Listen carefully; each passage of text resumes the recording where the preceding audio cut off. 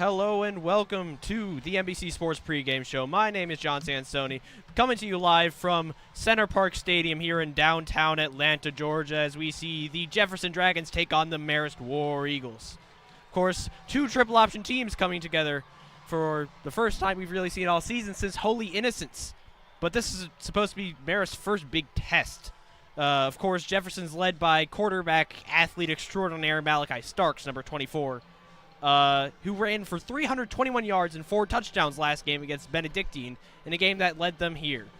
Through a touchdown pass as well, which is not something you normally see as his forte, most likely committed to Georgia as a 5-star, probably going to switch to defensive back or running back eventually. Very tough defense, running defense specifically. Malachi Starks also a two-way starter there. But of course, the Marist offense is what you came to hear. And that is, of course, led by quarterback number 10, Champ Davis, who got the start from Hayden Richardson sometime in the middle of the season. Of course, fullbacks, Enon's a halfback, and fullbacks Lincoln Parker and Andrew Manley lead the backfield there. Not a very big passing team on Marist's side, as we've only averaged 80 pass yards per game in the playoffs, but 222 rush yards, 166 rush attempts, and only 30 pass attempts. We've allowed 151 total offensive points. Well, we've played for 151 offensive points, 17 rushing touchdowns, 2 passing, 3 sacks allowed. So Marist has just been dominant for this playoff stretch. Turnover differentials -3, so we've taken away 3 balls for every one we've given. Not very heavily penalized, only 16 penalties. But we've averaged 11.4 yards per pass attempt, but 5.3 yards per carry. So just a great gaining offense. Just good at getting chunk yardage, running the play, running the clock down, which is exactly what we'll see in Jefferson too. Of course, this is Alan Chadwick's 399th potential win, not 400th as we saw the Blessed Trinity game canceled. So hopefully you see Alan Chadwick today get his 399th, but this is the first time that Marist has been in the playoffs for 3 years. State championship. Last time we won a game was with Sean McVay back in 2003.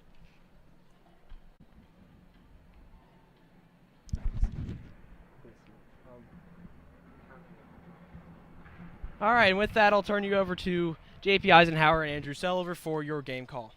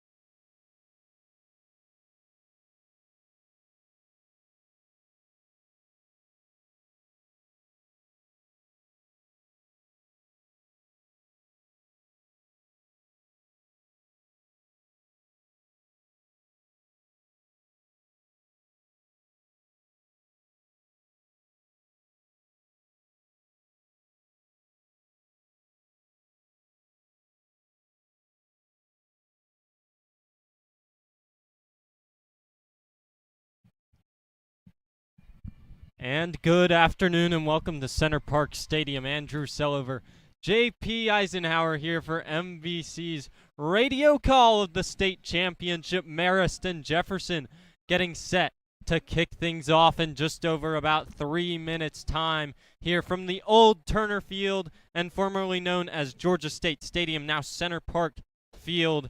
JP, what a just thrilling matchup we have here. The Marist stands filling up on the far sideline here. And what are you looking for today? Obviously a fantastic matchup. These two teams have been ranked number 1 for Marist and number 2 for Jefferson, respectively, almost the entire season. Everybody's been kind of building this game up, saying, "Oh, if we get this matchup, it'll be a thrilling one." Now here we are. a couple days after Christmas time in December, about the latest ever Georgia high school football game, and these two teams get to meet in the 4A state title game. Well, I can't wait to see this Jefferson rush attack versus this Marist run defense. Marist has given up just 44.2 yards on the ground in the playoffs, just 7 yards last week to definitely what was the best running back Marist has faced so far. And really, it's going to be Malachi Starks on the ground that's going to get this Jefferson run game going. He had 321 yards on the ground last week and 4 touchdowns. He also threw a touchdown pass.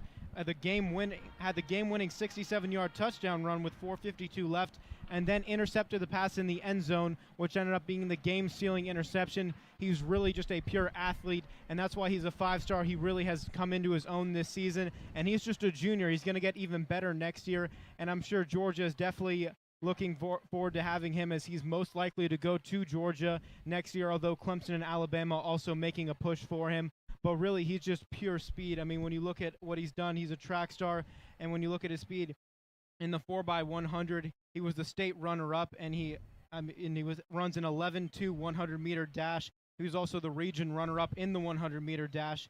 He's thrown just 19 for 44 for 542 yards, but 11 of his 19 completions have gone for touchdowns. But he does most of his damage on the ground. He has almost 1,500 yards on the ground and averages almost a first down every time he touches the ball. He has a 73-yard run this year and 24 touchdowns on the ground. He really is the heartbeat of this Jefferson run game, and really once he gets going, it's hard to stop this run game. And last week for Malachi Starks and Jefferson, they traveled all the way down to Savannah. Well, actually more like 10 days ago, given that we're playing on a Tuesday here, but they traveled down to Savannah to take on Benedictine the Friday before Christmas. They knocked off Benedictine 42-35, and as we said in MBC Game Day this morning, I think Connell Scruggs said it. Coach Cathcart said in our interview with him earlier this week that a famous Power 5 coach called Coach Cathcart and told him that was about as great of a single-person performance he's ever seen. Malachi Starks, 336 rushing yards, 4 touchdowns rushing the ball, also threw for a touchdown, and he plays defensive back as well, made the game-sealing interception with a minute left in the game to close out that win for Jefferson. But Coach Cathcart definitely thinks that his team can play a lot better football this week. He said that their team kind of got there. They took their equipment off the bus into the stadium, but they left their brains on the bus for about 3/4 of that football game. Really big shootout there. They escape, they win, they move to the state championship. That's all that matters, and now they get a shot at the number 1 ranked War Eagles team, a team we've been covering all season long, whose defense has been absolutely unreal. Yeah, when you look at this defense, the starters have allowed just 6 points throughout the entire season, 0 in the playoffs. The offense has actually allowed more points in the playoffs than the defense. The offense gave up that scoop and score versus Perry. And also when you look at throughout the entire season, the defense has multiple scores. The defense has scored more points than they've given up this season. It's really a testament to how well that Chadwick has coached them this year. And we've seen some good Marist defense in the past 3 years. This is a great Marist defense. This is a Marist defense that we really haven't seen the past few years, even though we've seen some great talent on these Marist defenses. And it really starts up front in that front 7. When you look at Derek McDonald and Lincoln Parker coming off the edge, they're able to get consistent pressure, which really sets up great in the secondary. The secondary we thought might be the weakness of this team, but they've really come on of late, especially right for Masano. We thought that second cornerback position might be a problem for Marist going into the season. He's really solidified that spot and really has played extremely well, and really as the season progressed, he's been the most improved player on this Marist defense. Certainly so, and I want to point out Charlie Fleming in that Bainbridge game. They left him out on an island playing pretty much man coverage all game, and he was locked down. I mean, the times that Quade Hawkins threw the ball up, it was oftentimes into that single coverage, and I'm not sure Charlie Fleming didn't allow a single reception all game. He had, I think, 4 pass breakups in the game. And that was pretty impressive considering that Bainbridge kept the ball on the ground a lot of the game. And we mentioned that Marist defense against Bainbridge, just unheard of numbers. A team that had been pretty explosive, and Marist gets another shutout. They set the record for school history for numbers of shutouts in a single season, even though they had 2 fewer regular season games than normal. They broke the 89 record. 89, a team that Alan Chadwick said up there, along with this year's team, as the best defenses in Marist school history that he's coached. A guy that's been around 36 years, and as you said, as John Sansoni said in the pregame, coaching for a potential 399th win in his career, all at Marist. Just impressive what he's done. Looking for his third state championship ever, and the War Eagles' third in program history. You have to go back to 2003 and Sean McVay when they last won. Yeah, and really the difference on this defense has been on third down. They have more sacks than third downs attempts given up, and it really is a testament to how they play on first and second down. They're putting these opposing teams in third and longs and third and unmanageable situations because they're stopping the run game on first and second, and it really is leading to these 3rd and 9 and 3rd and 10s where these teams just can't convert because these are run first teams, and Jefferson is one of those teams. They're not going to be able to convert 3rd and 10s the entire game, so it's going to be interesting to see not the battle on third down, but the battle on first and second to get into those third and manageables. And we talked about Marist defense, but this Jefferson defense, they've been solid all year, giving up just 9.6 points per game. They also had 4 shutouts, but they were torched last week versus Benedictine, giving up 35 points. But it was really the secondary that was the problem. The run defense continued to play well. They really set the edge well versus Benedictine, and this is one of the best run defenses Marist will face all year. They really haven't been challenged on the line so far. We thought Bainbridge last week with that linebacking core would challenge them, but the Marist offensive line was able to get to the second level by pushing down some of those smaller defensive linemen. But the same problem might happen for Jefferson today. They have really great defensive linemen, better than Bainbridge did last week, but they are smaller in size, so you wonder if the size on the Marist offensive line might be the difference in this game. Certainly. And Jefferson wins the toss. They elect to receive. They want to get their guy Malachi Starks out there on offense. Henry Clark, your captain for the War Eagles.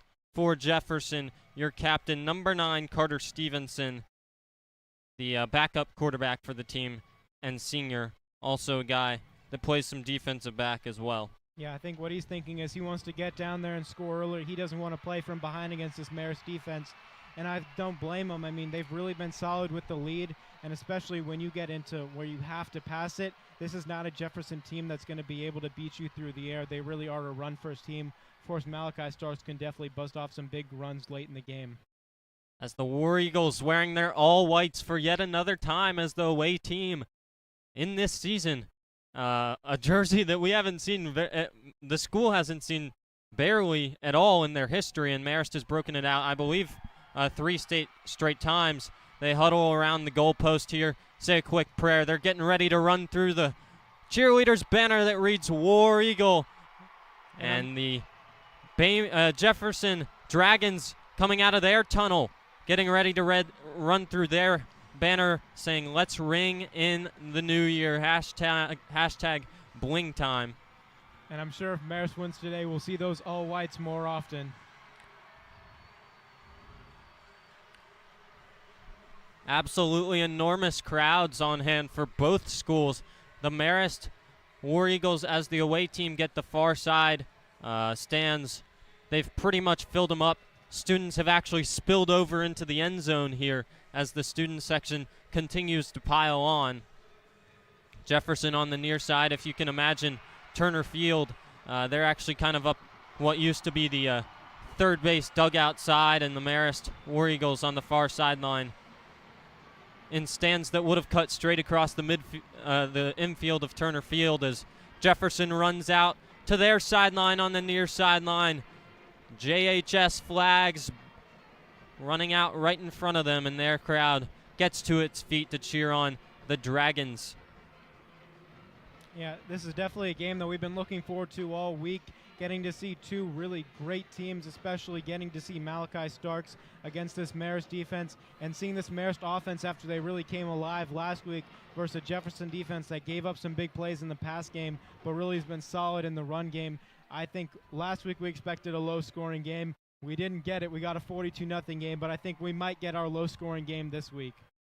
Well, in an interview, Coach Alan Chadwick of the Marist War Eagles talked about some of the things that could be keys to the game today. And they're not some things that you would expect in a Marist football game going back a long time. Kicking, special teams, penalties, field position. I mean, these two teams with good defenses, Marist allowing 2.8 points per game on the defensive side of the ball, Jefferson just over 10, as we're getting ready to kick things off here. But both teams defensively very stout. Jefferson maybe a little bit more electric offense, Marist a little bit better defense, but I think you could definitely see a pretty slow, pretty grind the clock down, run the ball, field position battle. Dawson Jones getting set to kick it away from his own 40. And we are underway from Center Park Field. That one goes up the right sideline. That one actually fielded and then taken out of bounds. We're going to get a flag fly in the back side. What a mistake, though. He should not have fielded that kick. If he were to just let that bounce, that would have gone out of bounds, and it'd be Jefferson ball at, I believe, the 35. It would have been a kick out of bounds. Really a huge mistake by the special teams at Jefferson. Right. That's Cam Robinson, a guy that's electric on the return. The question is, what are the flags for? If he was standing out of bounds when he caught it, then it would be kick out of bounds. But he was. Personal foul.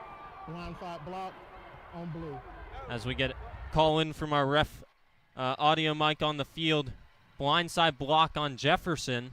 That'll push them all the way back. So, yeah, you mentioned it, a terrible mistake. Cam Robinson on the far sideline. He could have, stood out of bounds and caught it, and that would have been out of bounds, they getting on the 35. Or he could have just let it travel out of bounds. Instead, he tries to field it, and then we get a blindside block. That pushes the Dragons way back, all the way back inside their own 5-yard line. And that's one of those things. Special teams is so different than the offense, to where you think you have to stay in bounds and you toe tap, but you really shouldn't be doing it. Malachi Starks running right side, not anything going there. A host of Marist tacklers bring him down, and that's going to be about a gain of maybe 1 on first down. That sets up a 2nd and 9 for Jefferson, 15 seconds in. And that's what Marist is going to want to do all game, set the edge with Derek McDonald and Lincoln Pucker and force him back inside to the middle linebackers. Going left side. This time Starks tries to cut upfield. Absolutely stalled in the backfield. Lincoln Parker in on the tackle at the 3-yard line. And that one goes for a loss of 2. That'll set up 3rd and 11 all the way back on the Jefferson 2-yard line. JP, a chance for the War Eagles to get tremendous field position if they can get off the field. Yeah, and that's what I was talking about. They're setting the edge with Derek and Lincoln, and that time they tried to test the edge, and Lincoln was ready for it. 3rd and 12 for Jefferson on their own 2. Snap. Coming right side, the option. Getting off their blocks, Charlie Fleming, Justin Hartwell. They lock it down on the right sideline. Justin Hartwell fired up after that one. And Jefferson goes 3 and out. They gain 2 on that play. Sets up 4th and 9. And they'll have to punt it away from deep in their own end zone. Yeah, and really you couldn't ask for a better first series defensively from Marist. They were able to shut down Malachi Starks on the first 2 plays. The 3rd play forced him to pitch it, string it all the way out to the outside. Justin Hartwell was able to make a great play on the boundary. All the way back on his end zone, about a yard off the end zone line. Dawson Crawley back there to kick it away. Chandler Heath standing at the Jefferson 35. That one a short kick right sideline. Will Garrick turns it upfield. Going right sideline, bounces over a player. He's tackled out inside the 15-yard line, and Marist sets up inside the red zone with their first possession. Yeah, I mean, this is going exactly how Marist wanted to go. You pin them deep on the kick. They make a huge mistake on special teams. Then you get 3 quick run plays. 1 goes for negative yardage. 1 is stopped in the line of scrimmage. You get them to punt from the back of their own end zone. You get a huge return, and then you're setting up your offense in the red zone without even running an offensive play. And one thing, Marist defense, 25 drives without a first down allowed. 61% of drives don't end in a first down for opposing offenses. So Champ Davis and the War Eagles offense set up out of the gun. 1st and 10 from the Jefferson 12. Marist trips to the left. Single receiver comes in motion. Quarterback draw. Champ Davis up the middle. Maybe a gain of 1 or 2 before he was brought down there by defender Carson Woodward for Jefferson. And Marist 100% score rate in the red zone. 2 field goals. The rest have all been touchdowns. Last week they were 6 for 6 in the red zone. We'll see if they're able to punch it in here. Gain of maybe 2 with Champ Davis on the first down quarterback draw. Sets up 2nd and 8. Just under 2 minutes, over 2 minutes gone here in the first quarter. Again out of the gun. Give in motion. Andrew Manley turns up the sideline. That one going left side, inside the 5, down to about the 3. Will he pick up a first down? It's going to be close. I think he's 1 yard short. Yeah, he will be. He's going to be a yard short, and that'll set up 3rd and 1 for Marist. Marist offense, they've been really great on 3rd down. It's because they're in so many 3rd and shorts. They run 23 first downs on run plays. They're 26 of 46 in the playoffs. This time Davis goes under center. Fullback. A little offset eye with Lincoln Parker and George Parker. Pitch to George Parker. Good blocking right side. Untouched into the end zone. George Parker makes it Marist 6 and Jefferson 0 at the 8:45 mark in the first quarter. And I think this is exactly how Chadwick drew up the first 2 drives going. You get a huge stop on defense. You get great position for your offense. 3 straight runs, and really what you see is they on that one run before this, Andrew Manley running a motion. They've been running him to the outside a lot more. He's positioned as a fullback, but they really like running him on the outside because he has a lot more speed than as a fullback position. Just did a little misdirection there as Dawson Jones in for the PAT. Good snap and hold. His kick sneaks inside the right upright, and at the 8:45 mark, Marist already leading 7-0 over Jefferson. And as I said right before the game started, field position and kicking, and Marist just executed perfectly.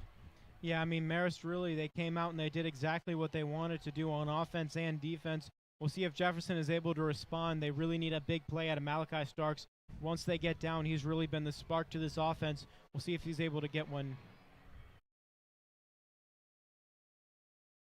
Well, that dumb decision by Cam Robinson on the kickoff and the penalty end up costing Jefferson, as that set them back inside their own 5, and they really never even got started in this game before Marist leads 7-0. Yeah, and a lot of it has to do with penetration, though, on the defensive side. When you look at games for no yardage or negative yardage, 63 plays in the playoffs. That's almost half of the plays of an offense.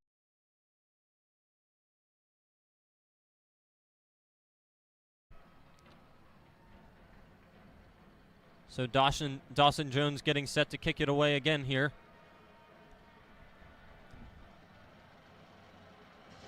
Again goes right side. He's just pooch kick, and he kicks it straight out of bounds. I'm guessing that has to be a design play call here, because that's the second kick that was like that. I mean, Jefferson, now granted, does have very explosive return men. Cam Robinson, a guy that won the Georgia High School Football Player of the Week award a couple weeks ago, just prior to the playoffs, because he returned 3 kicks for touchdowns. So certainly some explosive guys back there with Cam Robinson, Colton Jones, Jordan Perry. So don't take anything away from Cam Robinson. He just made a bad decision on the first one, and it looks like Marist will just choose to kick it out of bounds for right now and set up in not as good field position for their defense as the pitch comes near sideline. Justin Hartwell all over it in the backfield. Loss of about 3 or 4 on that play for Jefferson, as the give went to Colton Jones in motion, and he was swallowed up in the backfield. Yeah, and he's already started out having a great game. He's someone who's really come on this season at the strong safety position. He's really that in-the-box strong safety that you love having. He's a hard hitter. His only weakness is really he needs to wrap up a bit more on his tackles, but he's done that a lot through the season. That was really a problem he had last year. He's done it a lot better this year. This time, cutting left side, upended, not before a relatively big gain for Jefferson, maybe 6 or 7 on second down that time. And that'll set Jefferson up in 3rd and medium. Going to be about 3rd and 5 after the gain of 8 on second down. Yeah, and that's Jordan Perry, the 3-star. That's the guy they're trying to avoid the kickoffs. Yeah, he's someone that definitely could change the game along with Malachi Starks on the offense. I feel like he definitely gets overshadowed. So a big 3rd down again here for Jefferson. This time Malachi Starks is on the pitch. It's on the ground. Did Marist get it back? No. It's recovered back for Jefferson. Colton Jones in the backfield. The pitch went off his hands. And back there he fell on it before Paul Floor could. But still a stop again on 3rd and medium A loss of 7 on the play, and Marist will get the ball back with 7:15 left on the clock. Yeah, and Paul Floor just deflected that pitch. He got into the backfield so quickly, and really that's been a problem for Jefferson all season is fumbles. They had 4 last week, only lost 1 of them, but that's definitely going to be something to watch for in this game. Marist puts 2 punt returners back again, Heath and Garrick.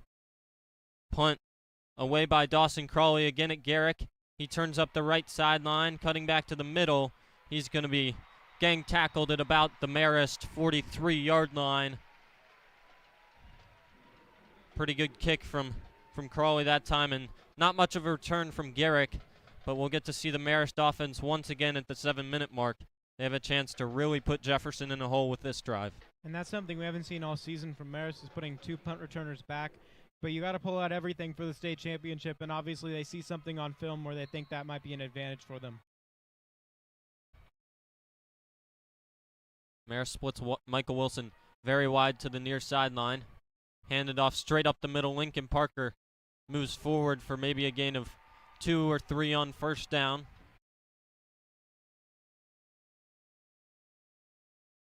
Yeah, and you wonder, with this being the state championship, both teams definitely have the players on the outside to take shots deep. You wonder when they're going to take those shots and when in the game you feel like you need to take those shots, especially with this game being so early. 2nd and 8 here for the War Eagles at their own 45. Out of the eye. Snap, and the pitch goes to Lincoln Parker. Plenty of blockers left side. Look at Lincoln Parker go. He's out across the 50 inside Jefferson territory, all the way down to the Jefferson 45 before he was tackled out of bounds by Jordan Perry, but that's enough for a War Eagle first down. Yeah, and Lincoln Parker is someone who has incredible speed at the fullback position, so he could definitely hit the edge. He runs a 4.6 40-yard dash, but he's also extremely strong. He had 28 reps of 185, and he had 19 of 225. That would have ranked 12th among NFL running backs in the 2020 combine, or at 2020 NFL draft combine.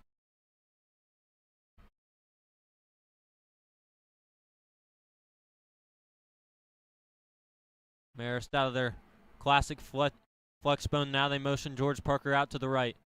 This one going to be a design quarterback draw up the right side. Following manually through the gap is Champ Davis, and he picks up about 4 on first down.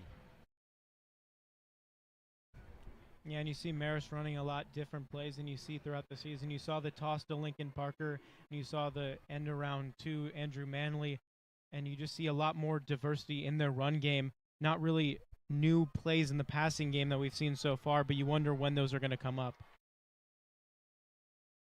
Time Marist sets up Wishbone, 2nd and 6. This time, Champ Davis right side, cutting back to the middle, all the way down inside the 30, down to about the 24. Big gain for Champ Davis, about a gain of 17, and that sets up another Marist first down. The offensive line doing their thing. Yeah, that was just set up by a huge hole by the offensive line. They had their block set up, and he really had 5 yards of space to each side of him, and just a huge hole that was set up for him.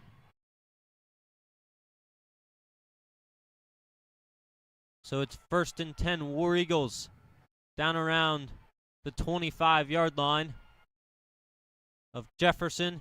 This time Champ Davis pulls it, going left side, cutting back to the middle again. Another big gain for Champ Davis, down to about the 15-yard line before he was tackled there by Nick Evans-Kofer for Jefferson, but another War Eagle first down. Yeah, and this is what we saw from the offense last week. They really got in rhythm in the run game. Champ Davis is making much better decisions in the triple option and has really become a great runner in this offense.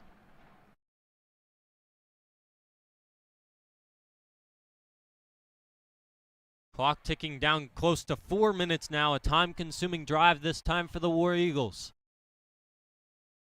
Champ Davis, keeper again, right side, big hole, out inside the 5, down to the end zone. Is he in? Yes! Touchdown, Champ Davis from 14 yards out. And at the 4:09 mark in the first quarter, the War Eagles extend the lead to 13-0. And if you're Jefferson, you have to be thinking about this next drive, what that one pass play that you have, taking that one deep shot, because you have to get something going, and Marist has been able to stuff the run so far. You really have to get that spark from your offense when Malachi isn't able to do it in the run game.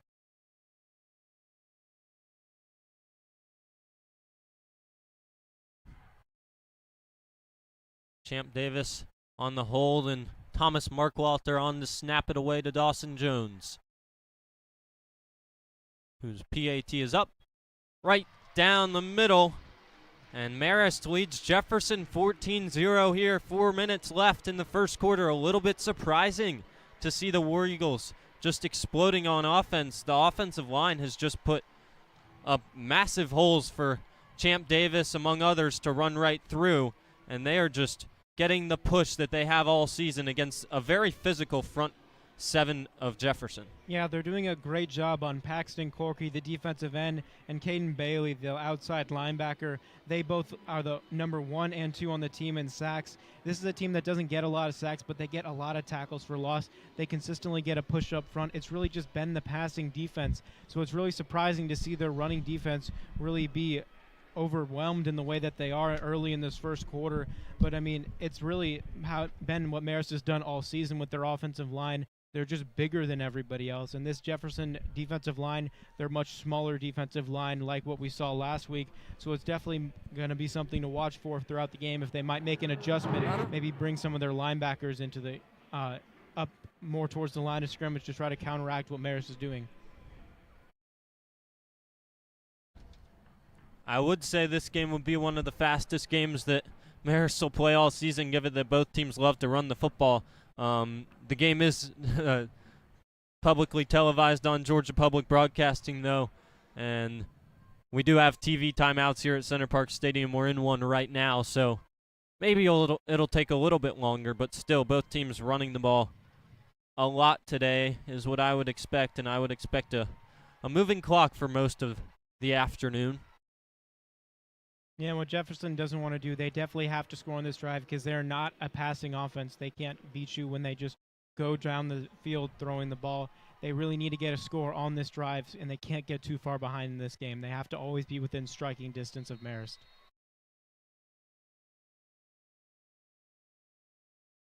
Dawson Jones again on to kick it away from the Marist 40. We'll see if he kicks it out of bounds again.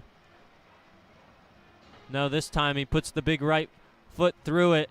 That one going to be returned back at the Jefferson 10, coming left side. Lots of room coming up the left side for Jefferson.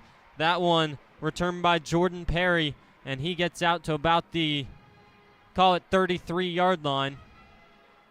And there's a prime example of why Marist might have been intending to kick it out of bounds. And looked like it might have been even more room for Perry. And you wonder if it has anything to do with the big returns that Marist gave up last week. Also, they did give up a few last week to Bainbridge. They've been pretty solid all season, but definitely against some better returners, they have given up some big returns. Starks under center in the flex bone. He's going to keep it behind his fullback. And in there, O'Keefe McKinney making a good play, stopping Starks for maybe 1 yard. And he's someone who's gotten more and more playing time throughout the season. In the last game, he had a sack, a quarterback hurry, and a quarterback hit in for Ryan Phelan, who was injured in the last game. He's someone who's really come on in the playoffs. Great to see Ryan Phelan back out there playing with a broken fibula. Heroic effort to be on the field this afternoon. And Tyler Hare just absolutely met Jordan Perry in the gap there, who picked up maybe a gain of 1 on second down. Yeah, and this linebacking core for Marist, led by Gray Taylor and Tyler Hare. And then you also see Andrew Manley come into the game at linebacker and also a defensive end. It's a very talented group of linebackers, and if they weren't committed for baseball, I think they could definitely be committed for football. The play by Hare sets up a 3rd and 8 for Jefferson. This time Starks has a big hole. He has a couple blockers, bounces it outside, avoids the tackle of Formisano, who eventually brings him down, but not before a gain of 10 and a first down for the first time this afternoon for the Jefferson Dragons. And that was a huge tackle by Wright Formisano because he had a lot of room on that side, and if Wright doesn't make that tackle, I think he's gone.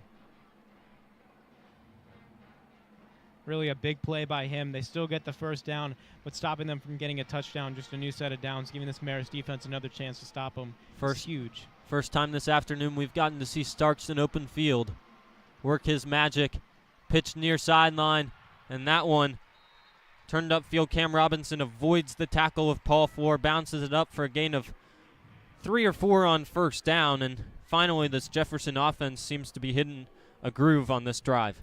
That's another thing. Wright Formisano, Justin Hartwell, Josh Moore, Charlie Fleming, the members of the secondary, they're great tacklers. They've really improved in tackling this year, and when the running backs are getting on the edge, they're able to make the tackle, and that's really helped in the run game and in their run defense.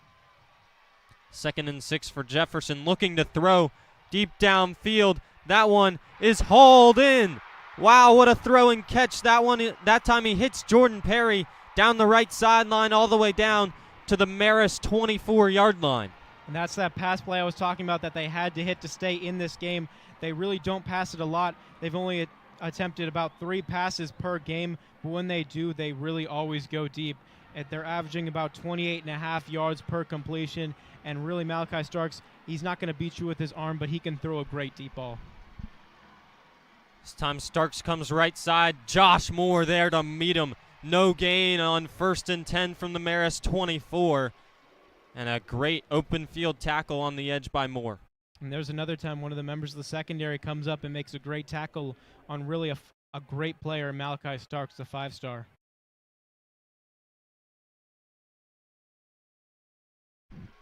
And this is where Jefferson really needs to punch it in.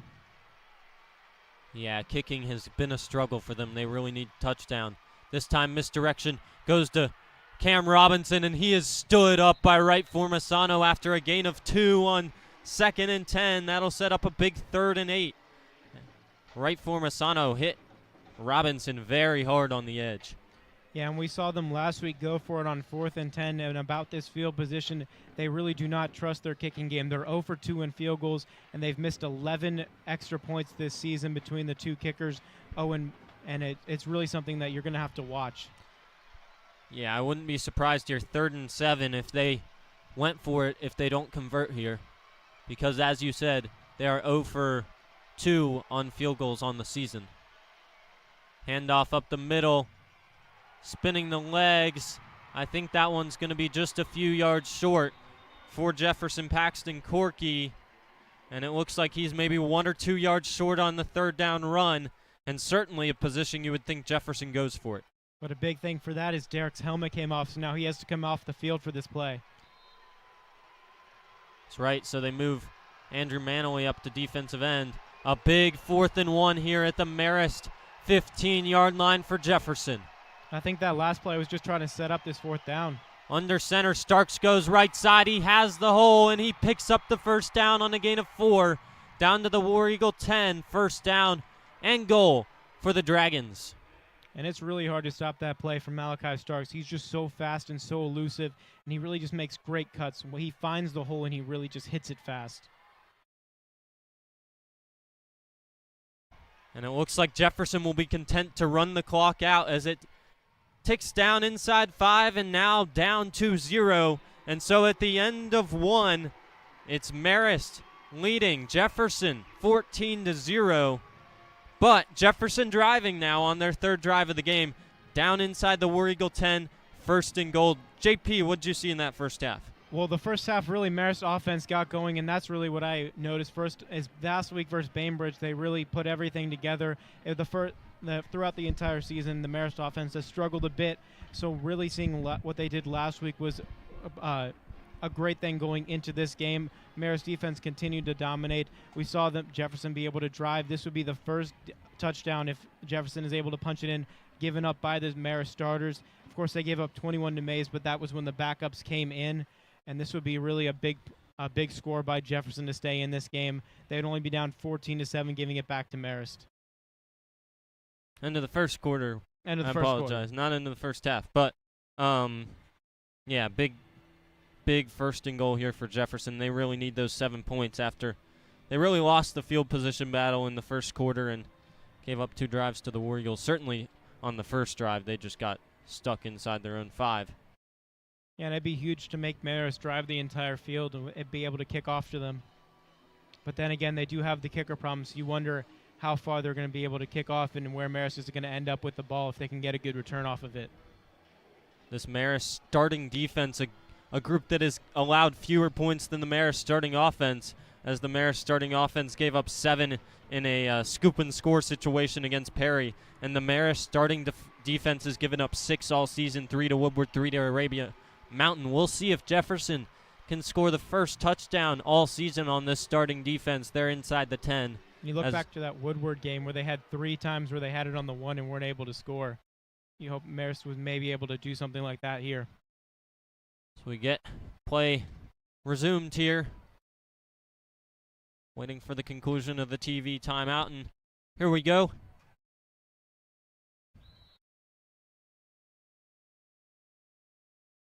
First and goal, Jefferson. Under center, Starks in the flex bone.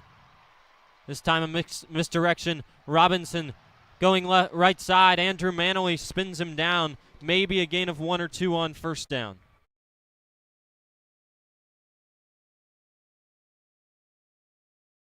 Yeah, and really, it was a great play by Andrew Manley. He was able to contain the play, not make it go, let it go for any more yards. And really, a second and goal at the 9 is much better than letting that go for 3-4 more yards. Starks keeps it now, pitches it left side, plenty of running room. That time Perry dives for the pylon. Is he in? Yes, he is. Jordan Perry going left side, hits the pylon, and he puts Jefferson on the scoreboard. Touchdown Dragons. It's 14-6. Just over 30 seconds into the second quarter. And that's the first touchdown the Marist starters had given up all season. It took the entire season all the way into the state championship for them to give up a touchdown. And this has really been a drive that Jefferson needed. They had that big pass play. They had the fourth down run by Malachi Starks. And they're going to need more drives like this in this game if they're going to pull this one out.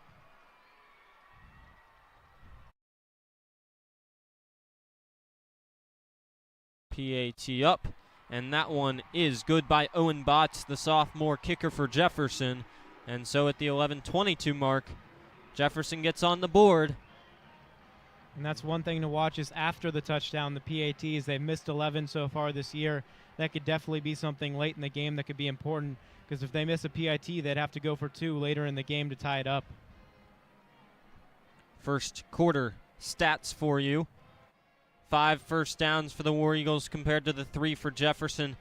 On the ground, 9 carries for 69 for Marist, 14 for 31 for Jefferson. 27 passing yards on that one completion to Jordan Perry from Malachi Starks for Jefferson. Marist yet to throw a pass in this game. Time of possession, very interesting. Jefferson 8:02 in possession, Marist 3:58. Yeah, and if you're Jefferson, you're okay with being down just 14-7 with 11:22 left in the second quarter. Kickoff, Chase Johnson up the middle. That one brought back by Champ Davis coming left side. Turns it upfield. He's going to be brought down at about the War Eagle 25-yard line.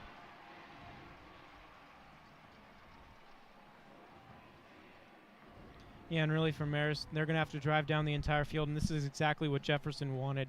They really are going to have to win the field position battle, and getting that touchdown also flips the field because it makes Marist start at the 25. And this is where the Jefferson defense really needs to step up. They gave touchdowns on their first 2 drives. This is a run defense that's much better than what they've shown so far. Paxton Corkery had 3 tackles in the first quarter for Jefferson. First down, Marist looking to throw. Going left side, overthrown by Champ Davis looking for his tight end.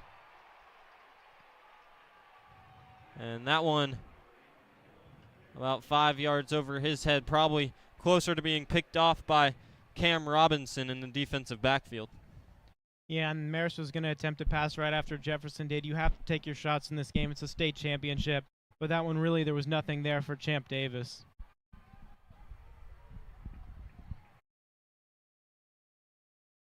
Second and 10, War Eagles.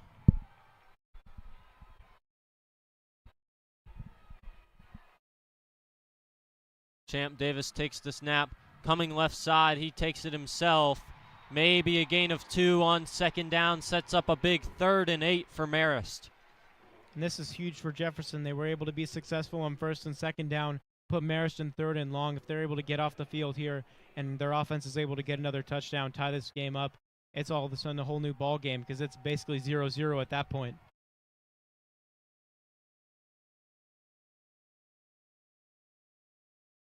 Marist breaks the huddle and come to the line at their own 27-yard line, 3rd and 8. Champ Davis out of the gun. Garrick to his side, he takes the snap. Looking for Heath, he finds him. Reeled in by Chandler Heath, and he has the first down. Pickup of about 10 on 3rd and 8. Move the chains to the 37 of Marist. Yeah, Chandler Heath, someone who has some great speed. He's really the deep threat. That time he just cuts the route off short. Jefferson looked for him to go a little bit deeper, and he was able to just settle down in the zone and get the quick completion for the first down.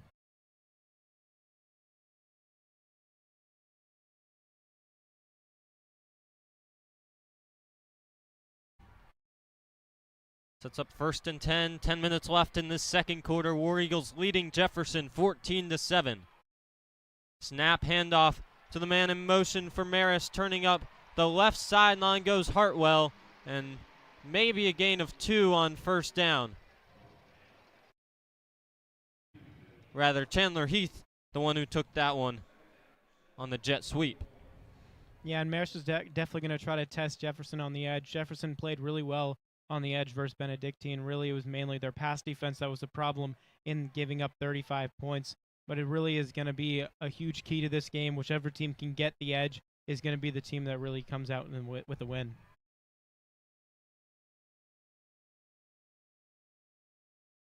Second and 7, Marist at their 40. Snap looking to throw. Champ Davis dumps it off to George Parker as a flag flies. George Parker makes 2 men miss, and out across the 50 to the Jefferson 45. Looks like this one might be coming back for a hold in the backfield.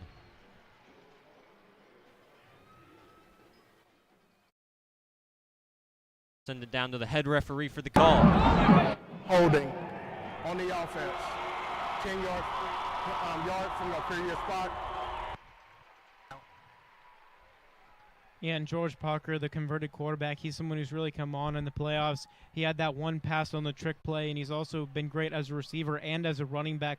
He's really been the do-it-all guy in this Marist offense. Critical penalty there that sets the War Eagles way behind the chains.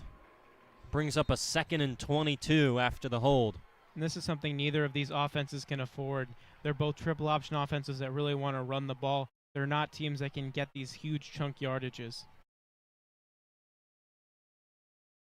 Champ Davis gets the call from Paul Etheridge, offensive coordinator. He brings George Parker in motion, takes the snap, rolling out on the bootleg. He's under pressure, and he is brought down in the backfield. That one, a sack, credited to Spencer Neese for Jefferson in the backfield. Rather, Paxton Corkery. Spencer Neese, the one who initially put pressure on him, forced him to roll out, and then Paxton Corkery finished the deal there. Yeah, and Paxton Corkery, he's someone, he has 5 sacks already this season. That'll be his 6th, and he has 11.5 tackles for loss. He's someone who showed up big last week with the block punt, and he really has played great all season. Is a really talented player with great speed off the edge, and he also plays fullback, and he's someone who really, when they want to get some speed at the fullback position, they'll bring him in. And that's already now 5 tackles and a sack for Corkery at 3rd and 28 War Eagles. Deep drop looking to set up a short screen over the head of Derek McDonald from Champ Davis. That one certainly was not going to be anywhere near the first down, even if it was reeled in. And so Marist penalty proves costly, and they have to leave the field. Their offense does. Jefferson defense gets a stop, an important one at that, and they look to get their offense the ball back and maybe look to tie the game. Yeah, and Marist hasn't had a ton of penalties this postseason, averaging just 4 a game. They have 130 penalty yards, though, in the postseason. But when the penalties come, they're in critical situations, and they end up really killing drives. Standing at the 50, Cam Robinson, Charlie Fleming in to boot it away. Good snap from Mark Walter. A good kick sends Robinson way back inside his 30. Makes 2 men miss. But he is dragged down at the 35. Flags fly. We'll check that one. Might be a block in the back, which would be incredible for Marist to push Jefferson all the way back inside their 30. Yeah, usually when you see a flag on a punt, it's going to be a hold or a block in the back. Send it down to the field once again for the call.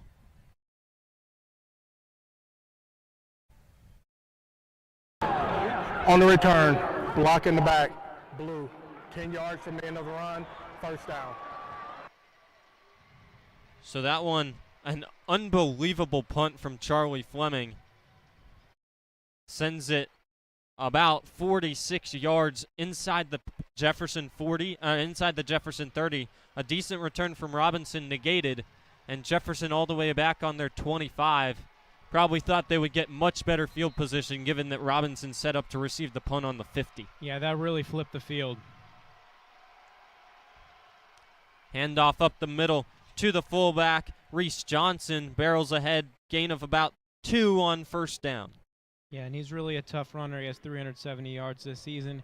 He's that guy who's going to get you those tough 2 to 3 yards.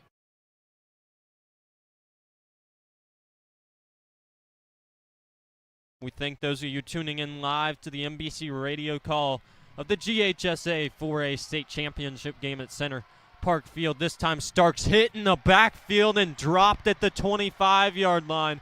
In there, Lincoln Parker and Josh Moore flying to the football. Bring down Starks for a loss of 2. Sets up 3rd and 10. Yeah, that was really just a great play. They got quick penetration on the defensive line, and really there was just nothing that Malachi Starks could have done. And that's really been a theme of the whole year, is Marist defensive line getting quick penetration.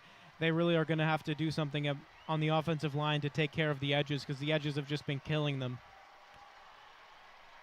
3rd and 10, War Eagle fans getting loud on the far side. This time handoff going right side. That's Cameron Robinson. He finds a hole and he is gone. Cameron Robinson inside Marist territory. Justin Hartwell tracking back, brings him down at the Marist 5 when it looked like he was all the way gone, but still a pickup of nearly 75 yards for Cameron Robinson, and he sets up Jefferson 1st and goal. And Justin Hartwell, he's a track star, and he just runs down. That's just a hustle play and not giving up on the play, and that gives Marist defense a chance to buckle down in the red zone and keep Jefferson from being able to tie up this game. If they're able to force Jefferson to attempt a field goal, which they probably won't, they'll probably go for it on 4th down with their kicking problems. So if they're able to stop them here, that'd be huge for Marist. Well, and Josh Moore just got out-leveraged by Robinson to the far side. And over the top hurdles Starks, pickup of maybe 2 down to the Marist 4-yard line. Sets up 2nd and goal. And this is where Starks really comes alive in the red zone. He had 4 touchdowns last week and really just, he's just an incredible player. He had over 300 yards. I believe it was 321 yards on the ground last week. 2nd and goal at the 4 for Jefferson.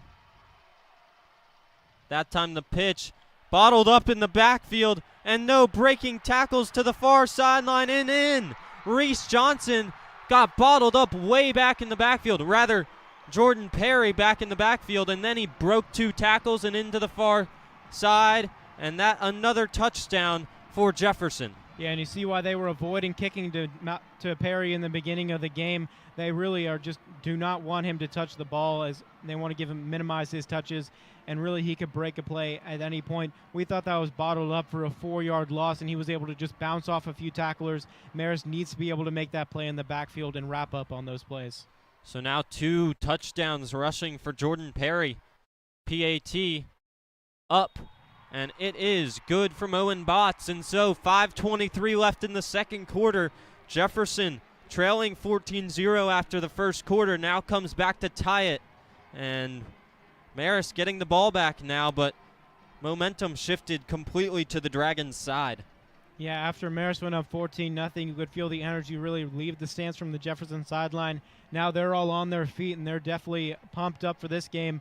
It's 14-14, and when that happens, it's really a new game. It's just whichever team can really make the next play.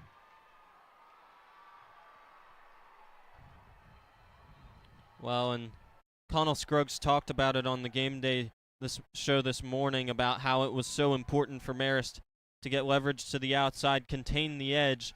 2 very crucial mistakes on that drive where they didn't.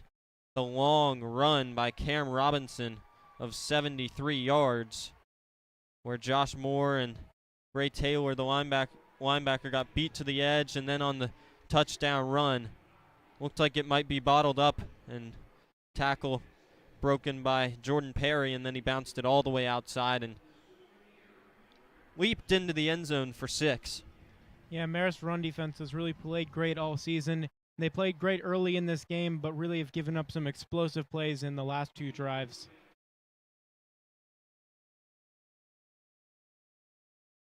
It's going to be really important for Marist to get points on this drive. They need to be able to steal back some momentum for Jefferson, because right now Jefferson's driving. They need to have a long drive. If they could waste down the whole 5:23 left, they've been able to do it. They've had some 8-9-minute drives so far this postseason. If they're able to waste down the rest of the clock and score in the touchdown, go into the half 21-14, that'd be huge for them. Certainly exactly what the War Eagles would like to have here. A long clock running drive, finish with points. They will get the ball in the second half, but certainly momentum shifting towards the Dragons now. And it just kind of seemed like they were trying to do too much on the last drive with all the passes and all the motions.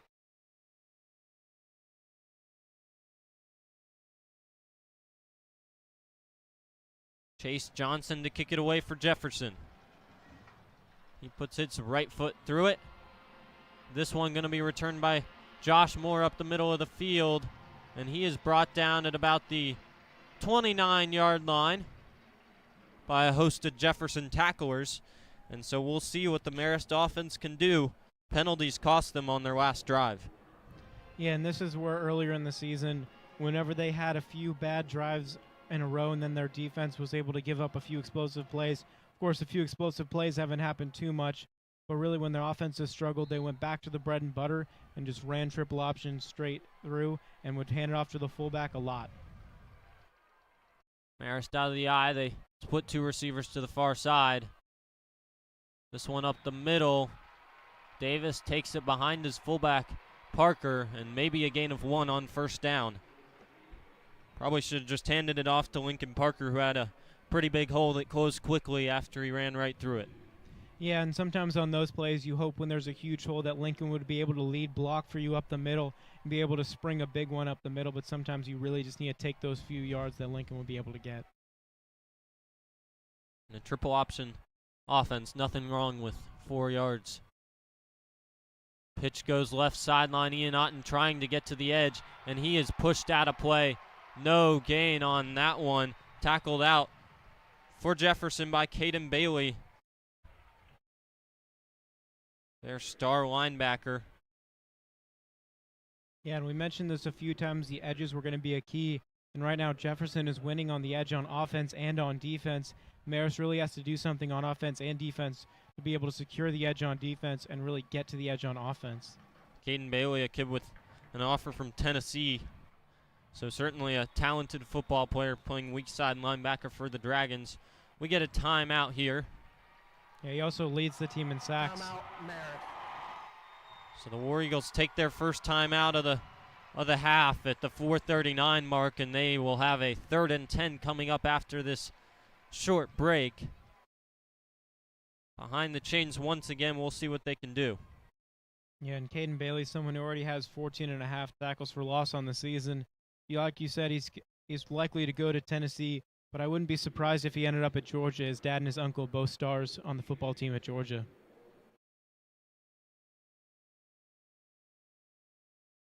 And on this play, it's really critical for Marist to just be able to get the first down, not try to do too much.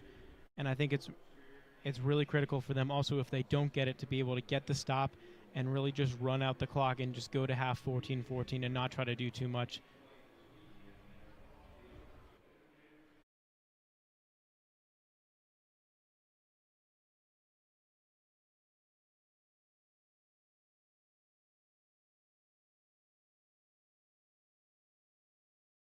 Thank all of you for tuning in live to MBC's coverage of the GHSA 4A State Championship on MBC Radio. Impressive crowds from both fan bases. Marist really filling up 2 student sections, one in the far side and one in the end zone for all the late arrivers. We get a motion prior to the snap. Flags fly. False start on the offense. 5-yard penalty, still 3rd down. And that's not going to help Marist's case at all. Yeah, false start by the War Eagles puts them back 5, 3rd and 15 now. Much to the enjoyment of the Jefferson fans on the near sideline. And this is where most likely you'll see a screen play or a short run or a draw. Out of the gun, Champ Davis takes the snap looking to throw. He slings it to Moore across the middle. Moore reels it in. Did he pick up the first down? It looks like he has just enough. Pickup of 15 and a first down for the War Eagles. Yeah, Marist was not going to play conservative on that 3rd down after the other one. They threw it right across the middle of the field, and Josh Moore, he had negative receiving yards in the playoffs before that catch. Really just a great catch by him. He knew he was going to get hit by Malachi Starks across the middle, was able to hold on to the ball and pick up the first down. Upended by Malachi Starks on a big hit, but not before Moore picks up the first down. Marist goes option, low pitch. That one on the ground. Reeled in by Jefferson. No, it's on the ground again. And Jefferson has it. Oh my goodness, a mistake by the War Eagles. A low pitch from Davis to Ian Otten. And it is finally corralled by the Jefferson Dragons back on the Marist 30. And that one felt like it was on the ground for forever. It kept rolling, and I almost thought Marist got back on it, but Jefferson was able to recover that one. And that almost takes you back to that game where Marist fumbled it 4 times against Perry, and 2 of them were on a pitch just like that. Really a huge mistake that they can't afford to make. That sets Jefferson's offense up after having 2 great drives in great field position with 4 minutes left. And it's just a little bit of a low pitch from Champ Davis off the bottom of the fingertips of Ian Otten and on the ground. And Ian Otten went diving for it out of his reach. Finally brought in there by, I believe, Cam Robinson. And now Jefferson 1st and 10 at the Marist 29. Looking to throw. Malachi Starks brought down in the backfield, flag flies, but Derek McDonald brings him down on the Marist 34. We'll check the flag. I think most likely we'll see a holding. It looked like the tackle on the left side held. Initial signal is a hold. We'll see if Marist accepts or declines.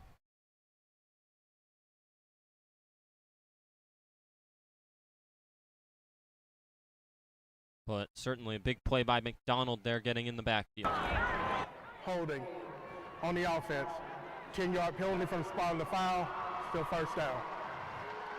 So Marist accepts that one. They push Jefferson back 10.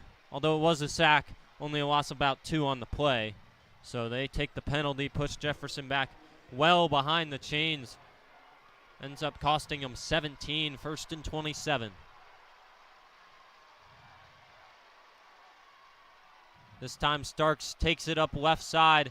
He's bottled up by Tyler Hare and Ryan Phelan at about the 44. Pickup of about 2 or 3. We talked about penalties and being behind the chains being huge for the Marist offense. It's also huge for the Jefferson offense. They also run the triple option, and they really do not do well behind the chains. They're not a throwing offense, and they're not a team that's going to beat you through the air. They like to throw a few deep passes in the game, but really what they like to do, their bread and butter, is on the ground, and they really like to run it with Malachi Starks. Crucial series here for the Marist defense. Let's see if they can hold after the turnover. 2nd and 25. Snap to Starks. He takes it again, and he is brought down. Gain of 1 up the middle. Gray Taylor and Derek McDonald combined for the tackle, and that sets up a 3rd and very long. 3rd and about 25 for Jefferson at the Marist 43-yard line.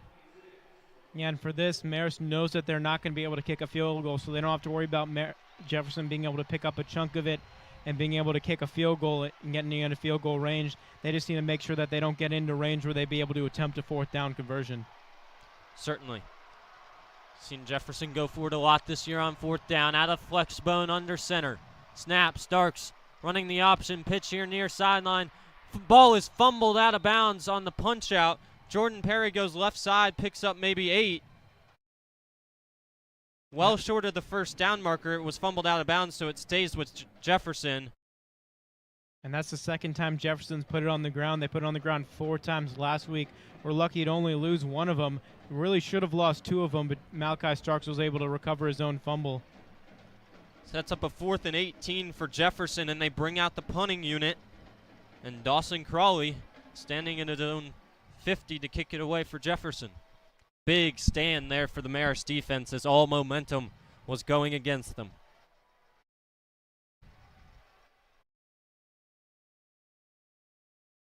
Snap and a high kick. Fielded by Chandler Heath, and he is leveled there by Hop Aldridge. Back at about his own 15 or 16. Rather, Paxton Corkery who laid the blow. Yeah, and Paxton Corkery is definitely one of the best players on this defense. He's been active on special teams. He blocked a punt last week, and he had a huge hit on Chandler Heath there. On that one, Chandler really does need to call a fair catch, something he hasn't done too much in the postseason. That's one where you really got to do it.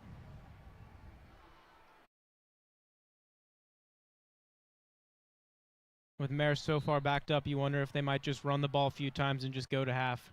2:26 left in the first half. All knotted at 14 in the 4A state title game. Champ Davis out of the gun, brings a man in motion, fakes the handoff, and he gives it up the middle. Ian Otten spinning away for as much as he can get. Pickup of maybe 1 or 2 on first down. And that's a play they were practicing in the pregame where they bring the receiver across in a jet motion, then they run the running back right up off the tackle. It's something that I thought might be able to work in this game. It looked like a great play in pregame. Obviously, Jefferson was ready for it, and they really were able to contain the edge on that one.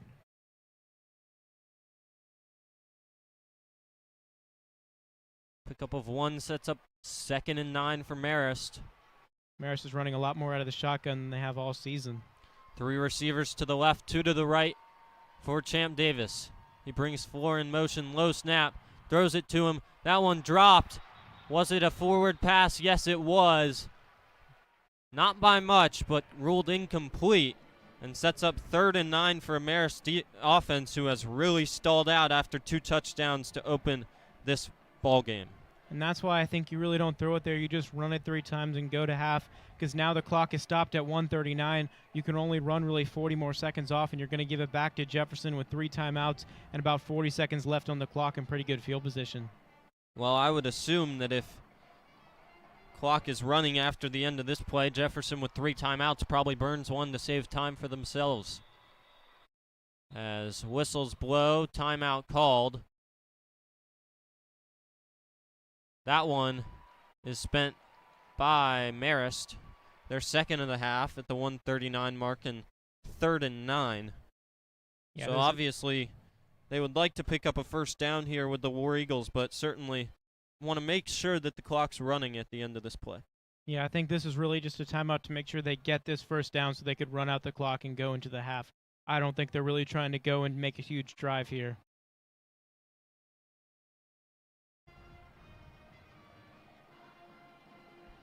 Although we could be wrong, we saw them run a hook and ladder last week with with only 40 seconds left to get down into field goal range.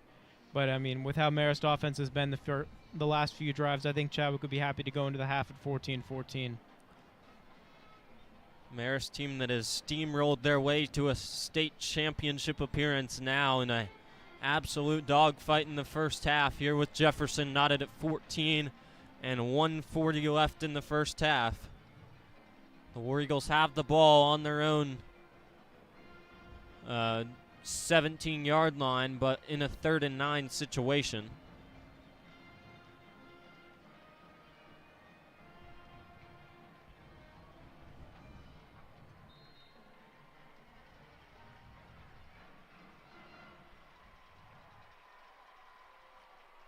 Out of the flex bone, pitch going left side. Chandler Heath turns it upfield to about the 25-yard line. That's going to be close to a first down. We'll see where they mark it. Looks like it's about a yard, maybe half a yard short. Timeout. Jefferson to stop the clock. Chadwick didn't look like he was sending the punting unit on the field after he saw that it was 1 yard. We'll see what he decides to do after the timeout, but it looked like he might be going for this. That would be an awfully bold call out of Alan Chadwick, a guy who's seen a lot of football in 36 seasons at the helm of the Marist War Eagles football program. going for it potentially on his own 25-yard line on 4th and 1. 1:23 left to go in the first half after the timeout from Jefferson in this 4A state championship game, 14 apiece. And I would think Marist sends it away and just trusts their defense to send it to halftime. But you never know. Yeah, Marist is 7 for 7 on 4th downs if they do decide to go for it. 6 by run, 1 by penalty.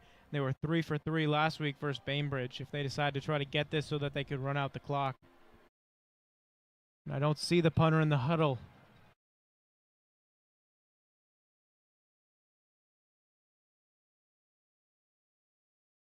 Lee County is in the house, walking along the field to get into their locker room. Coming up at 7 p.m. tonight, the 6A rather state championship between Buford and Lee County, another top matchup. Earlier today, we watched the conclusion of Fitzgerald and Callaway in the 2A state championship before us, and Callaway came up with the title, winning by 5.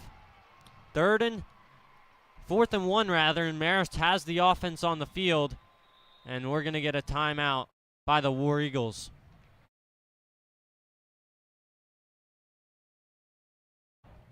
So maybe just trying to draw Jefferson off sides, although they didn't have the offense out there for very long if that's what they were trying, but they spend their final timeout, and maybe now they just kick it away. Yeah, and you wonder if Chadwick, having seen so much football, if he was just trying to see what they were going to line up in and see if they had a good play call for what defense they were going to try to line up in, see if they would be able to potentially get it, and if he didn't like it, he was going to send out his punting unit. And that's what he does. We see Charlie Fleming out there deep to receive the snap for the punt. Jefferson trotting back out onto the field from the near sideline following the timeout. 4th and 1 on the War Eagle 25. We'll see if Charlie Fleming can get away another good one. Flipped the field earlier this quarter. Cam Robinson back to receive. Standing in his own 40 this time. Kick is away off the side of the foot of Fleming. Bouncing and really takes the Jefferson bounce. Stops it at about the 45 of Jefferson. Not Charlie Fleming's best effort. A kick of about 30 yards and really no roll on that one. One thing to keep in mind in this 1-minute drill is Jefferson really has had a lot of kicker struggles, so you wonder if they'd send out the field goal unit if they get close enough, or if they'd continue to send their offense out onto the field and go for a touchdown.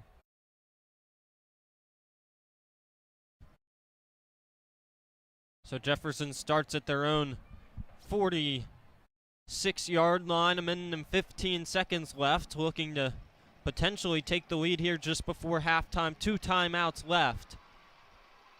And they send Malachi Starks out in shotgun. Fullback Reese Johnson to his side. Snap to Starks. He's looking to throw right side. Off the fingertips of the intended receiver, looking for Dawson Crowley over there on the right side. Falls incomplete. Yeah, and that's one problem with this offense. It is not a passing offense, so when you have a minute left to get down the field, it's going to be definitely a struggle for this offense, even though they have a lot of very talented players. Yeah, Malachi Stark's a guy with a good arm, but really they prefer to use his true talent and his speed, shifty running abilities as the give goes right side. That's Robinson trying to bounce it out. Flag flies, and Justin Hartwell absolutely lowers him to the ground in the backfield. Loss of about 6 on the play. We'll check the flag. I think they're going to catch Dawson Crawley on a holding. If so, maybe Marist declines it, because that one, after the loss, sets up Jefferson in a 3rd and 15 situation on their own 40. We'll check the flag here on the field. With a block in the back on the offense. 10 yards from the spot of the foul, still 3rd down.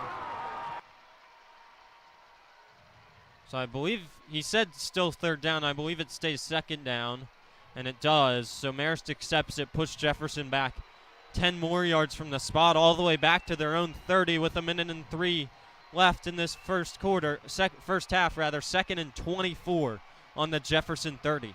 Yeah, and I think you accept that because you're not worried about getting the ball back. You're worried about making sure that they are not in scoring position. Snap, Starks running the option here left side. He tries to bounce it outside, and he does. Turning upfield, makes a couple guys miss. More guys miss, and he is free. Look at Starks go. He's off to the races, and he's dragged down. Wow, he was almost free for a touchdown down to about the 25-yard line. And right for Masano there to save the day at the Marist 27. Yeah, he's just such a shifty player. He could have been tackled 4 times in the backfield, another 2 times once he crossed the line of scrimmage. Was able to have a great spin, get up the sideline. Right for Masano made a great play, saving a touchdown. If he didn't make that play, it's a 21-14 game going into the half. So 45 seconds, clock stopped after Starks was pushed out of bounds. 1st and 10, Jefferson at the Marist 27. We'll see if the defense can stand tall here. Faking the pitch, looking to throw is Starks. Back to the left side, it's intercepted. Josh Moore coming right side with a block, and he's out across the 30. Marist gets the ball back, 36 seconds left. A massive interception for Josh Moore. And that's one of those things when you don't have a passing offense. He was open early, but he just waited too long. He didn't see it early enough, and it allowed Josh Moore to get over there and make the pick in that zone coverage. It was really a busting coverage, and Josh Moore was able to see it late and get over there before Malachi Starks was able to see it. Yeah, looking for his guy Dawson Crawley, and Moore just jumps the route. Perfect read from the defensive back committed to UCLA. And that was huge for Marist not giving up a score there after that huge run by Malachi Starks. And really a huge tackle by Right Formasano, saving that touchdown. Marist comes out in victory formation. They are perfectly happy to take it to the halftime break. A knee taken. Jefferson only 2 timeouts, so they won't stop the clock. And that one will send us to halftime. Your score here from Center Park Stadium. Marist 14, Jefferson 14, and Jefferson, after trailing by 14 at the end of the first quarter, they come back, gain all the momentum, and almost put together another scoring drive there to take the lead before halftime. Massive tackle on the breakaway run of Starks by Right Formasano, and then the interception follows it up.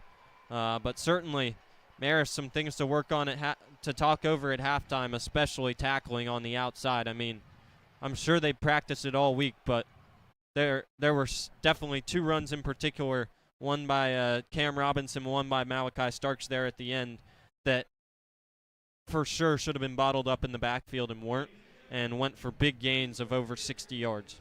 Yeah, it's one thing to say you're going to tackle him and watch film of him. It's another to actually try to tackle Malachi Starks in person. He's really, when you see him in person, he's an extremely shifty player, and he's extremely fast.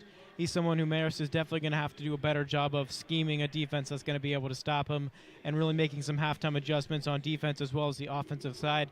They were able to make offensive adjustments against Perry, and really the offense exploded in the second half. So we'll see if they are able to do the same here.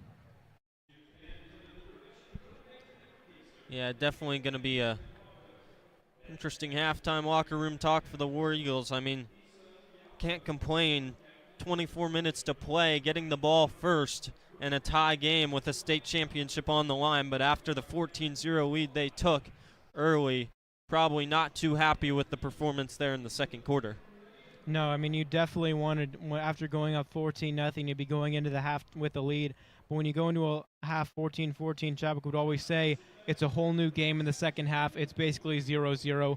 You just have to finish this second half of football. And that's really what Marist is going to have to do, is just finish the second half of football. What happened in the first half doesn't matter anymore. It's basically a 0-0 game. Well, and one thing for the War Eagles to work on there in the second half is probably penalty-wise. They just set themselves behind. That's the difference in the first quarter offense and second quarter offense, was they set themselves behind the chains with a couple holding penalties, and Jefferson took advantage of that, was able to get off the field. Then the pitch that fell on the ground to Ian Otten, low pitch from Champ Davis, turns into a turnover. Those are things that, coming down the stretch, obviously the War Eagles would like to avoid. Won't kill them in the first half, but would like to clean some things up in the second half. Offensively, they had it rolling, and then some in the second quarter. I mean, just penalties and turnovers cost their drives. They need to get back to what they were doing in the first quarter so well. Yeah, and I think what they were doing so well in the first quarter is just running their offense. In the second quarter, they were trying to do too much. They were trying to win the state championship, and I think the moment got to them. They were running a lot of plays that we haven't seen from them all season. They were running a ton out of the shotgun. They were throwing it more than we've seen them throw it all season. In the first quarter, they didn't attempt a pass attempt, and they went up 14-0. That's Marist offense and really just running the triple option to perfection, and that's really what they need to do in the second half. Yeah, I mean, offensively, the offensive line for Marist is good enough to get the push that they needed. We saw it in the first quarter. They're plenty good enough, plenty physical enough to run it right at the Jefferson front seven, who is talented themselves. But in the first quarter, they had the push and necessary, and certainly something that they can take advantage of in the second half. Defensively, certainly the big plays they need to avoid. But other than that, I thought they did a relatively good job, other than one or two plays, of containing an explosive offense in Jefferson.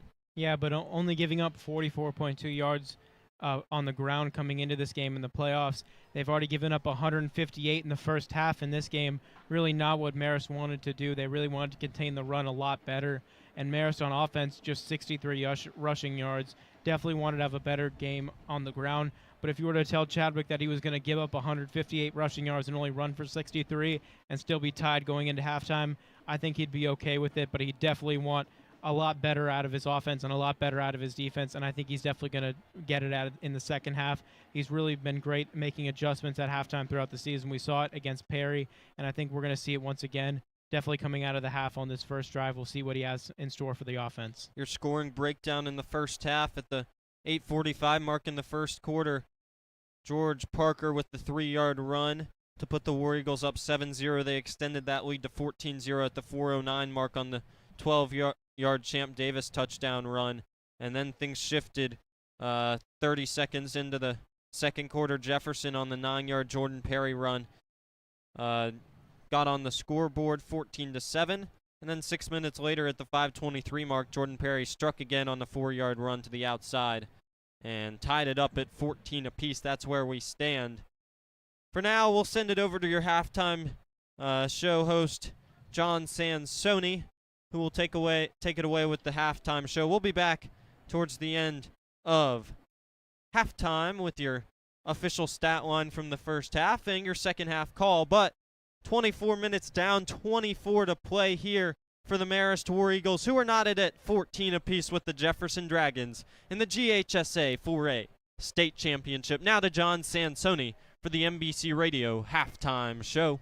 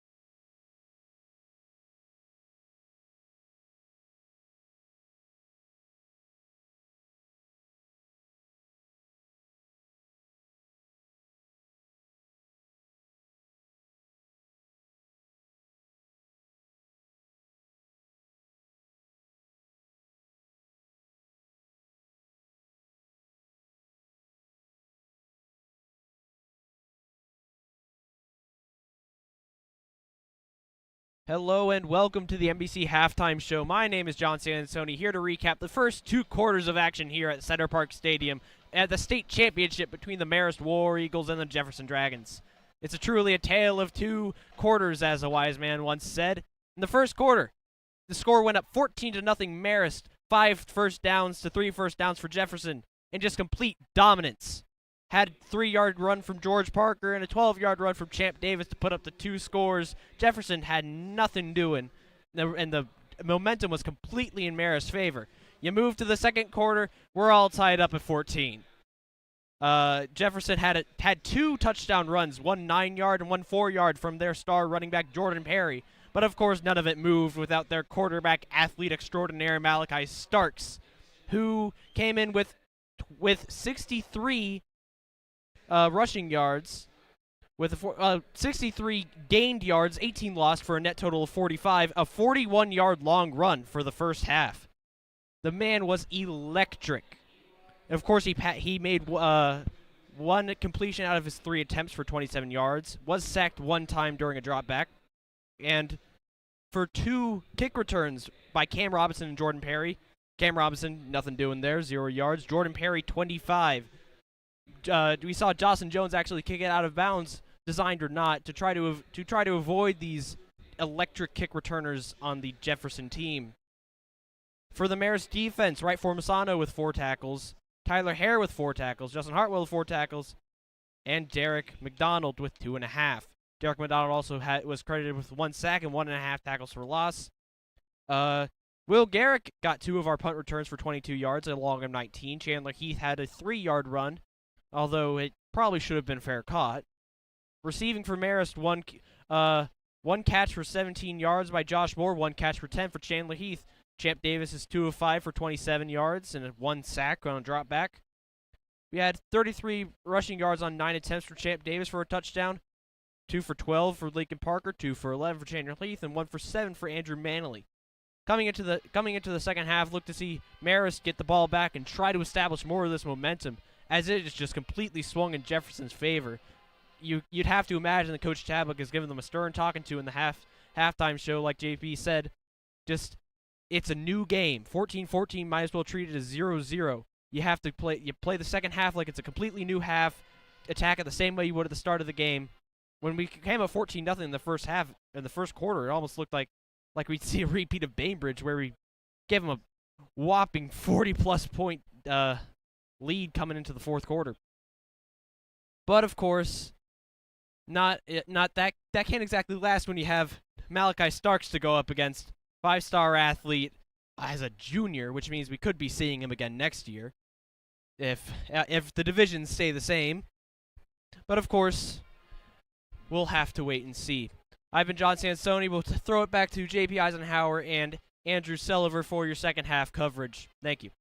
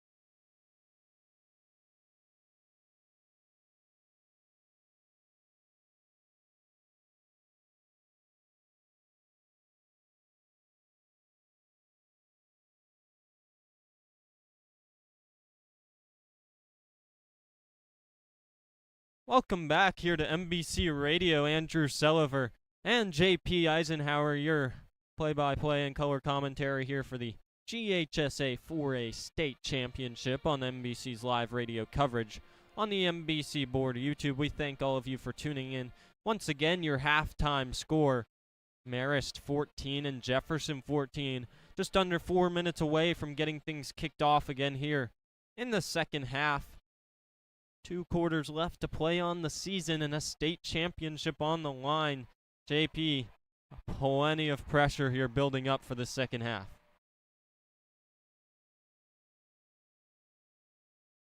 Yeah, I think we realized that this is going to be a close game to the end. And one thing that's definitely helpful for Marist is we just saw Dawson Jones hit multiple 52-yard field goals in warm-ups. So if it comes down to a kick, Jefferson struggled in the kicking game. Dawson Jones hitting some 52-yarders, definitely a positive sign for Marist, but this is definitely going to be a fight to the end. Maybe we'll see some overtime in this one, but it's definitely going to be a great second half after an explosive finish by Jefferson after Marist went up 14-0 in this game. We thought Marist might be able to run away with this one, but Jefferson was able to claw back into it, tie it up at halftime, and Marist was able to stop Jefferson from taking the lead right before half. So Marist definitely needs to get things sorted out on offense after really stalling out after those first 2 drives. Yeah, Jefferson said not so fast. Malachi Starks and Cam Robinson got things going in that second quarter. I mean, 2 explosive runs from one apiece, both up the Cam Robinson up the right sideline here, and Malachi Starks up the left. Both times they were hit in the backfield by Marist linebackers who just didn't wrap up and bring them to the ground, and that's what this Jefferson offense does. If you don't wrap up and bring their guys to the ground, the first guy you get to them, then you might be in trouble because they love to isolate one-on-one and force missed tackles. Yeah, and Marist defense really hasn't seen speed like this Jefferson offense can throw at them, and it's really something that Marist is going to have to adjust to. They're really going to have to wrap up on their tackles and be more sure-handed in their tackles. It's really something that Marist, they've always been great on defense throughout the entire season, and it's definitely strange for them to be giving up 185 yards in the first half, 158 on the ground. It's not something that Marist defense is definitely, they're definitely angry in the locker room at themselves for all the big plays that they've given up. They really shouldn't have given up just off of broken tackles. It's definitely a message that Chadwick was drilling into their heads in the locker room. They have to wrap up on these tackles, and they have to get these players in the backfield because there were multiple runs that went for huge plays that led to scoring drives that really should never have happened. And I think Marist definitely is going to come out in the second half with these adjustments on defense, really just fundamental adjustments on defense and really just situational adjustments on offense and play calling adjustments on offense to really get this offense going and get this defense to really get back to where it was on those first 2 drives where they were able to completely shut down the Jefferson run game. So the War Eagles enter back onto the field from their locker room here. Few minutes away from getting things kicked off in the second half. Marist will receive the football. We'll see what they can do with it. They did pretty well the first time they got the ball to start the game, but Josh Moore really had a couple absolutely massive plays there towards the end of the first half. He got the 15-yard catch on offense on 3rd and 15 to move the chains. A guy that's been a star for Marist, but who had been pretty stagnant in the playoffs on the offensive side of the ball, had a big reception, and then the big interception of Malachi Starks there at the end with a minute left after Malachi Starks broke out a huge run on 2nd and 25 all the way down to inside the War Eagles 30. And they were threatening to put up points to take the lead there at the end of the first half, but the Josh Moore interception sent us to the halftime break. Yeah, and also Wright Formasano with that huge tackle right before that, setting up that Josh Moore interception. That was a huge tackle. If he doesn't make that tackle, Malachi Starks is walking into the end zone, and we're talking about a 21-14 game. It's a much different game when you're trying to come back from behind as opposed to a tied game coming out into half as an offense, and it's really a huge tackle for him. And he's someone who's, I think, is the most improved player on this Marist defense coming into the year. It was really a question mark at that second cornerback position on who was going to get that spot. Wright Formasano won the job at the second corner position, has really been a great player at the second corner position for Marist. 100%, and we'll see what Marist can do getting the ball back here.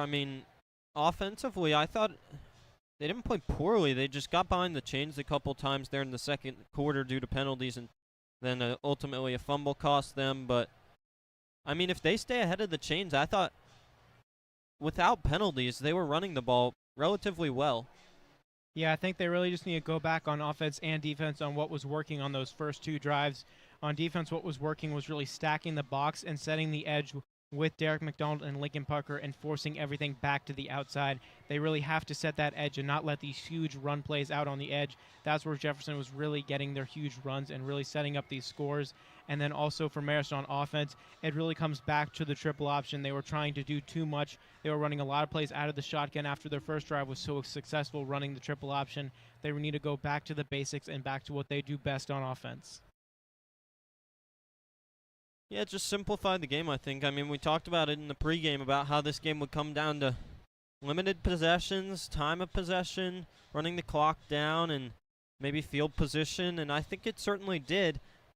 For Marist, they did a good job of flipping the field with their punting game and Charlie Fleming, who nailed one in the first quarter to flip the field all the way back inside the Jefferson 30 from standing on his own 20, but Jefferson did a pretty good job of flipping field position just with explosive plays. I mean, we talked about the 2 big runs from Robinson and Malachi Starks. That was their way of flipping the field, really, I think. I mean, and the Marist defense, obviously a few big plays, but other than that, they did pretty well. They just got to wrap up a little better, I think. I mean, even on those touchdown runs for Jordan Perry, I mean, he probably could have been wrapped up in the backfield, too. Marist is getting to these guys. It's not like they're going untouched. It's just Marist has been failing a couple of times to tackle. Yeah, it comes back to the fundamentals on defense, really. The offense is what needs to change a little bit for play calling on offense, but the defense is really fundamentals. It was tackling and it was mistakes setting the edge, but I think the Marist defense definitely coming out in the second half. They just need to replicate what they are doing those first 2 drives when they're having so much success. Here we go. Jefferson kicking game out on the field. The Marist return game breaks their huddle as well. We're getting set to get it started in the second half here, 14 apiece. Between Marist and Jefferson in the 4A state championship game. Let's get it started in the second half. 2 quarters of football left to play to decide the 2020 state championship in Class 4A. Good kickoff for Jefferson, fielded by Chandler Heath, who takes it left side. Flag flies. He's out across the 25 to the 27, but this one might be coming back. Yeah, whenever you see a kicker punt play and a flag fly, it's most likely a holding or a block in the back.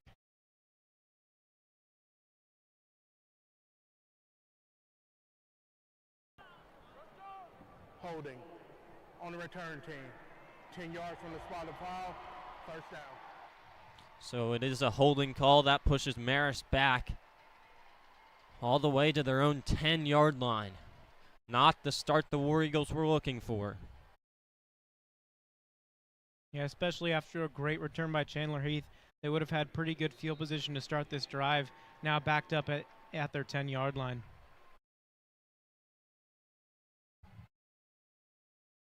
Out of the flex bone. This time, Davis across the left side. Pickup of 2, maybe 3 on first down. And that's a good pickup on first down. You just need to get those 2-3 yards to stay ahead of the chains and be able to really set up what you want to do in your offense.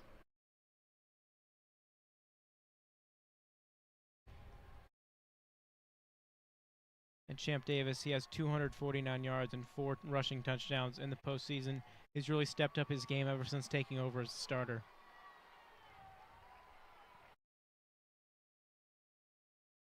Second and 7 for Marist. This time, Davis following his fullback Lincoln Parker up the middle. Out to about the 15. Pretty minimal gain that time. That'll set up a 3rd and 5 here. Yeah, 3rd and 5, much more manageable than the 3rd and 10 and 3rd and 22 that they had on their drives where they weren't able to convert late in the second quarter. It's really something that Marist needs to be able to do is set up these 3rd and manageable situations. 3rd and 5, Marist. Looking to throw. Out to Josh Moore, makes a man miss, and he has the first down. It looks like he's Swung down by Malachi Starks, but he picks up plenty for the first down out to the Marist 26. And he's someone who they really needed to get more involved in the passing game. Before this game, he had 3 targets, 1 catch, and -1 yard. He's really had a great game so far with those 2 catches in crucial third down situations. Well, and he just spun off Cam Robinson there, who might have had a chance to tackle him right around the line to gain, but spun off and picked up another 5 on the gain of 10. Malachi Starks again with a tackle on him. Very physical guy on the defensive side of the ball as Starks, as we mentioned, picked up the game-sealing interception to bring them here. Reverse for Marist to Justin Hartwell. He picks up maybe 4 on that one out to about the Marist 30. They'll set up 2nd and 6 as the clock ticks under 10 minutes. And that's a play where you really hope to break off a big run, but a 4-yard gain is definitely a good gain on first down. It sets up everything you want to do on second down, and it allows you to really take a shot if you want to, or run a good play to your fullback, or allow you to hold the quarterback keeper and set up a 3rd and very manageable. Yeah, 2nd and 6 for Marist after the reverse to Hartwell, who comes off the field. Marist single receiver Charlie Fleming to the top of the field. Again, Champ Davis takes it behind Lincoln Parker up the middle, out across the 30, about the 33. Sets up another 3rd and manageable for Marist, 3rd and 3. Yeah, and this is exactly what Marist wanted to do coming out of the half, is just run the football and run their offense. They had a short pass to Josh Moore, but really just running the triple option. 3rd and 3 here for Marist, under 9 minutes to go in 3rd quarter. Champ Davis backs out from under center, looks over to the sideline. Play clock under 10. He takes the snap, handoff up the middle. Lincoln Parker is close. Did he pick up the first down? He is right around the line to gain. Looks like he might be a half-yard short. And yes, they're going to rule it 4th and down and maybe half a yard to go for the War Eagles, and they will, looks like, send the punting unit on. And they do. A little bit of indecision there. They are 7 for 7 on 4th down. Thought about going for it, ended up sending the punting unit back out onto the field. I think in a defensive battle like this, not worth the risk inside your own territory.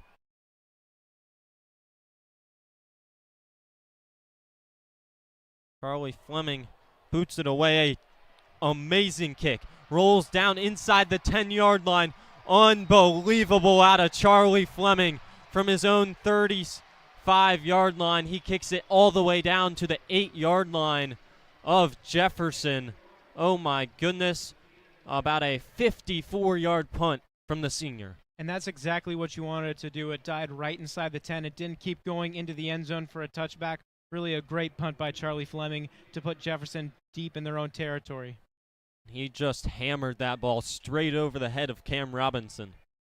And I bet Chadwick's okay with his decision to punt now.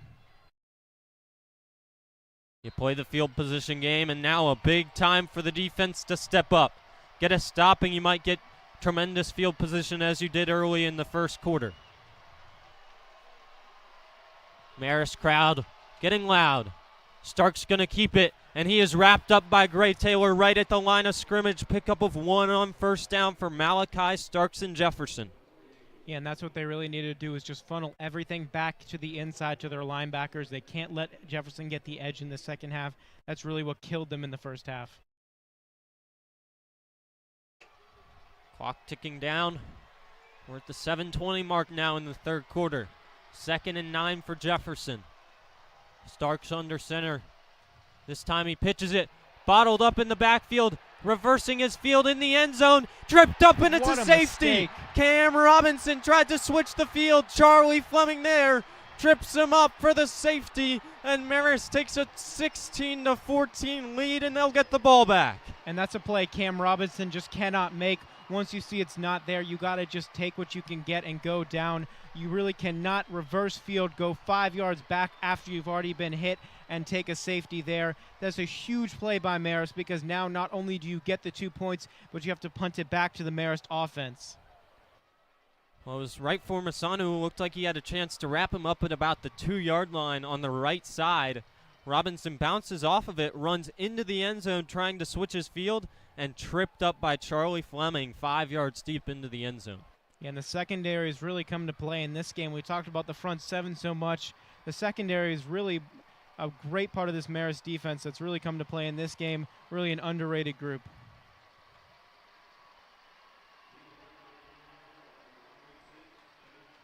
And those are two players we were talking about, Charlie Fleming and Wright Formasano, in the halftime and right before the half started.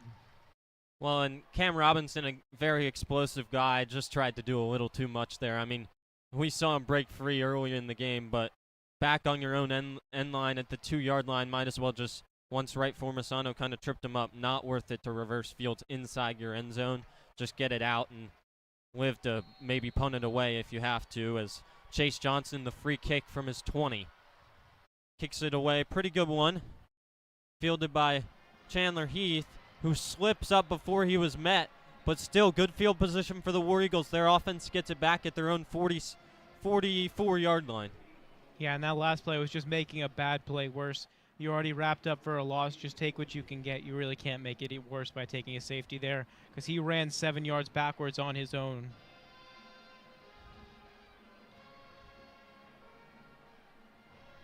Yeah, and now Marist a chance to maybe put Jefferson in the hole. 7 minutes left in the third quarter. Up 2 with the ball on their own 44. Champ Davis under center. Takes the snap, keeps it himself. Pitch to George Parker, and he is wrapped up nicely. That time in the backfield there. That's Jordan Perry on the tackle. Gain of 1, maybe 2 on first down. Yeah, we saw Jordan Perry make some plays on offense. Here he just shuffles with the quarterback. He gets off the block and just runs down George Parker to make a play. And George Parker good to the outside, but not as explosive as the runners for Jefferson, unable to break the tackle. Pitch goes left side. Paul Floor pushes his way for maybe another 2 for the War Eagles. That'll set up a 3rd and 6 or 7 inside the War Eagle territory on their own 46. And one thing you wonder, if Chadwick was thinking about going for it at his own 25 twice, his own 50 or around the 50, if he gets a few more yards on this play, you wonder if he might consider going for it. Line to gain the Jefferson 47-48.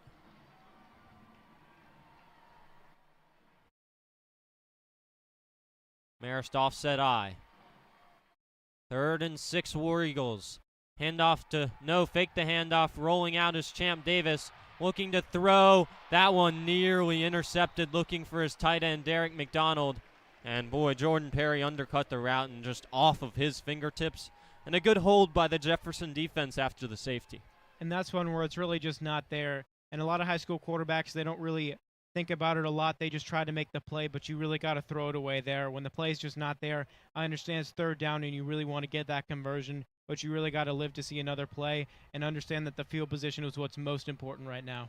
Yeah, very dangerous throw by Champ Davis as Derek McDonald came on the crossing route to the right side, and 2 Jefferson defenders really in the way before it would have gotten to McDonald. So another punt here for Charlie Fleming. He puts a good right foot into it, backing up inside his goal line, and that one falls 5 yards deep inside the end zone.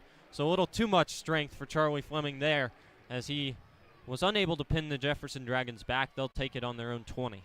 Yeah, if he was able to keep that in the field, it had some good backspin on it. It would have stayed in. Definitely a great punt by Charlie. He's really had a night on special teams and on defense. After a booming punt inside the 10 of Jefferson, 54 yards. Then he goes up there and causes a safety on Cam Robinson. So a great sequence for Fleming as Jefferson will take over on their own 20. TV timeout here from Central Park Stadium, campus of Georgia State University, formerly known as Turner Field. Yeah, and what we saw Marist do was what they struggled to do in that second quarter. is contain the edge. They were able to contain the edge and forced him to make a huge mistake running back into the end zone. But really, they were able to contain the edge on that drive, funnel everything back inside. It was only 2 plays, but if Marist is able to continue to do that throughout the second half, it's going to be a long night for Jefferson trying to run the ball.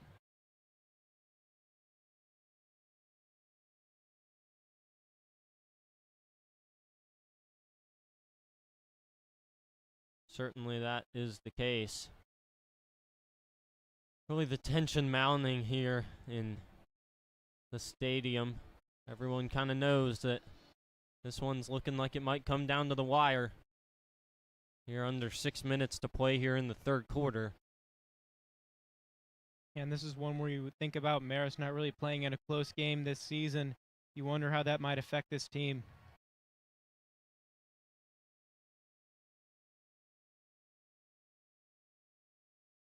So here comes Jefferson after the timeout.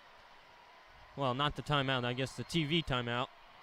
Both teams still 3 timeouts left here. 1st and 10 from their own 25, 30 left in this third quarter of the 4A state title game. They trail Marist by 2, 16-14 after the safety. Handoff Cam Robinson up the middle, and he just hit a stone wall of Derek McDonald, and Gray Taylor coming around the backside picks up 1. And I think that's a play where it's a coach showing confidence in his player. He made really a bad mistake on the last drive. He comes back, gives it right back to Cam Robinson. Just nothing was there. Well, certainly Gene Cathcart for Jefferson, a guy that's been coaching there for 4 years, has earned the trust and respect of his entire backfield, Malachi Starks and Reese Johnson, Cam Robinson, and Jordan Perry. This one, left side, not anything doing there for Malachi Starks. He might have picked up 1, probably even no gain on that one. Sets up a 3rd and 8 or 9 for Jefferson here. Deep inside their own territory, Marist defense looking to come up with another big stop. And those are 2 more plays that Marist forced back into the inside. They're able to swallow those 2 plays up, just 1 yard so far on those 2 run plays. Marist defense getting their crowd to get loud on the far side. 3rd and 9, Malachi Starks in the eye. He takes the snap, turns upfield, and Andrew Menowee meets him at the line of scrimmage. No gain for Jefferson and Starks, and they'll have to punt it away to the War Eagles. Yeah, well, we see Marist defense adjustments are definitely working so far. Now let's see if Marist offense can get the offense going. They made some adjustments at half, and we've seen them so far. They just need to string together some more consistent plays. And this is kind of like, I'd like to compare it kind of to Clemson's scheme against Ian Book and Notre Dame, not over pursuing. In the first half, we saw some of these linebackers trying to shoot the gap and hit Malachi Starks in the backfield. Now they're kind of just containing it, waiting for the guys to come around backside and bring him down. As that one booted away, fielded at about the Marist 45. Chandler Heath, shifty as always, up across the 50 and inside Jefferson territory to the 44. Yeah, and this is going to be great field position for Marist, and this is really what Marist needed. Those 2 early drives where they were able to score touchdowns, they had great field position, started in Jefferson territory. This is going to be huge for Marist to be able to score here.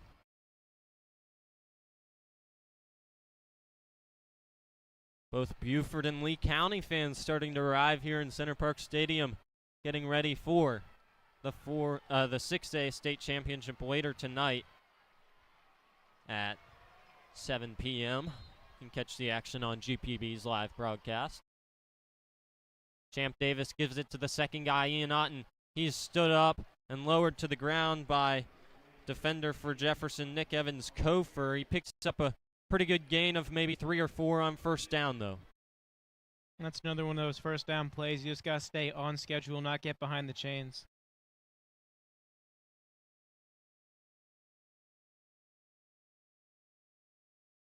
Clock ticking down, around 3 minutes now in the third quarter from Center Park Stadium. Marist with the ball inside Jefferson territory on the 40. Up 16-14. Whistles blow, flags fly, and a false start on the War Eagles there. False start on the offense. 5-yard penalty, still second down. And right as I was talking about them getting a good play on first down to get ahead of the chains, make a huge mistake there. it's really something they cannot do in this offense. This offense is really built to be ahead of the chains, get those 3-4 yards, and then convert on third down. Costly penalty there for the War Eagles as they were trying to get things rolling inside Jefferson territory. Picked up a good gain, as you said, of 4 on first down, and now back behind the chains. 2nd and 11 after the penalty. Champ Davis on the rollout, looking to throw. He's under pressure, and he is sacked. Back inside his own territory. Once again, it's Paxton Corkery in there, who has had himself a night all the way back on the Marist 45-yard line. Yeah, he had a great game last week versus Benedictine, and when you look at it here, he was able to just come off the block and the right tackle, just nowhere to go for Davis, and just a sack that really should not have happened. Davis has really got to see that, cut back to the inside. There's not much to do there, but it's a really hard one for Marist to take there, especially on 2nd down and 12 already. 9 tackles, 2 tackles for losses, and a sack for Corkery. 2 sacks now, actually, for Corkery. Throwing to Josh Moore, high and incomplete on 3rd down and 22, and Marist will send the punt unit back out as the penalties and sack cost them there. Looks like Josh Moore shaken up on the play, and so is the defender who hit him. Yeah, it looks like Josh Moore maybe a little in maybe less pain than Cam Robinson. Both would be pretty critical injuries, though, if for the two teams. Cam Robinson, a guy that's been electric tonight. Both sides of the ball have been very impressive. He's run for 78 yards offensively, averaging 11.5 yards per carry. Just a big collision there as Champ Davis' throw to the left side sailed for Josh Moore. Yeah, but as I was saying on that sack, what it really does is it doesn't give you a good position on that next play to set you up in field goal position. We saw them hit.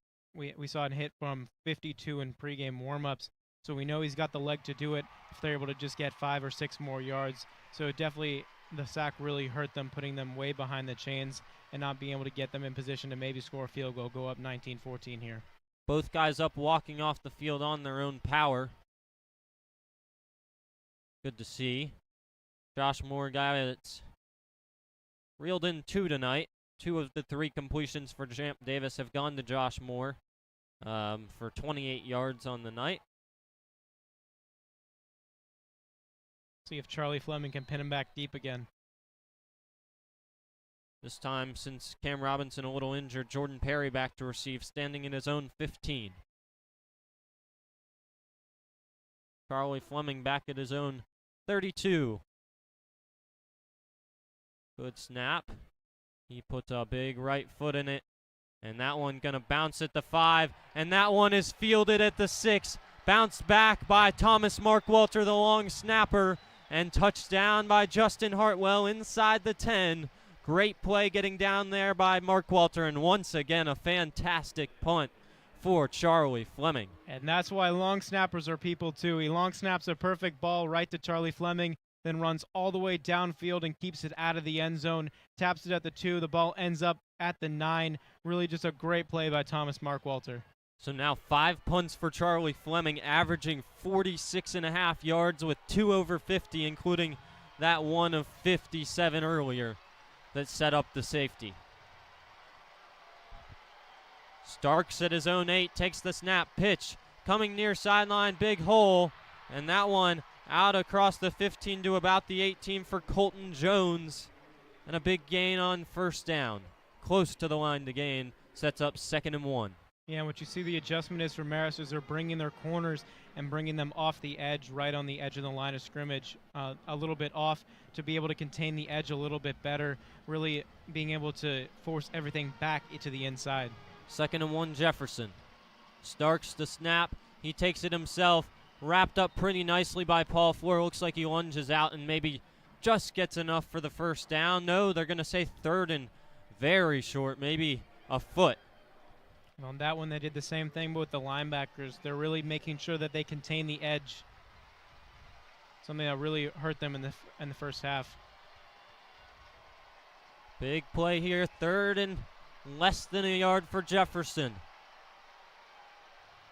Starks snap, takes it himself, pretty easily picks up the first down, gain of 2 up the right side, but with a guy like Malachi Starks standing tall at about 6'3", I mean, pretty tough to stop him on 3rd and less than a yard.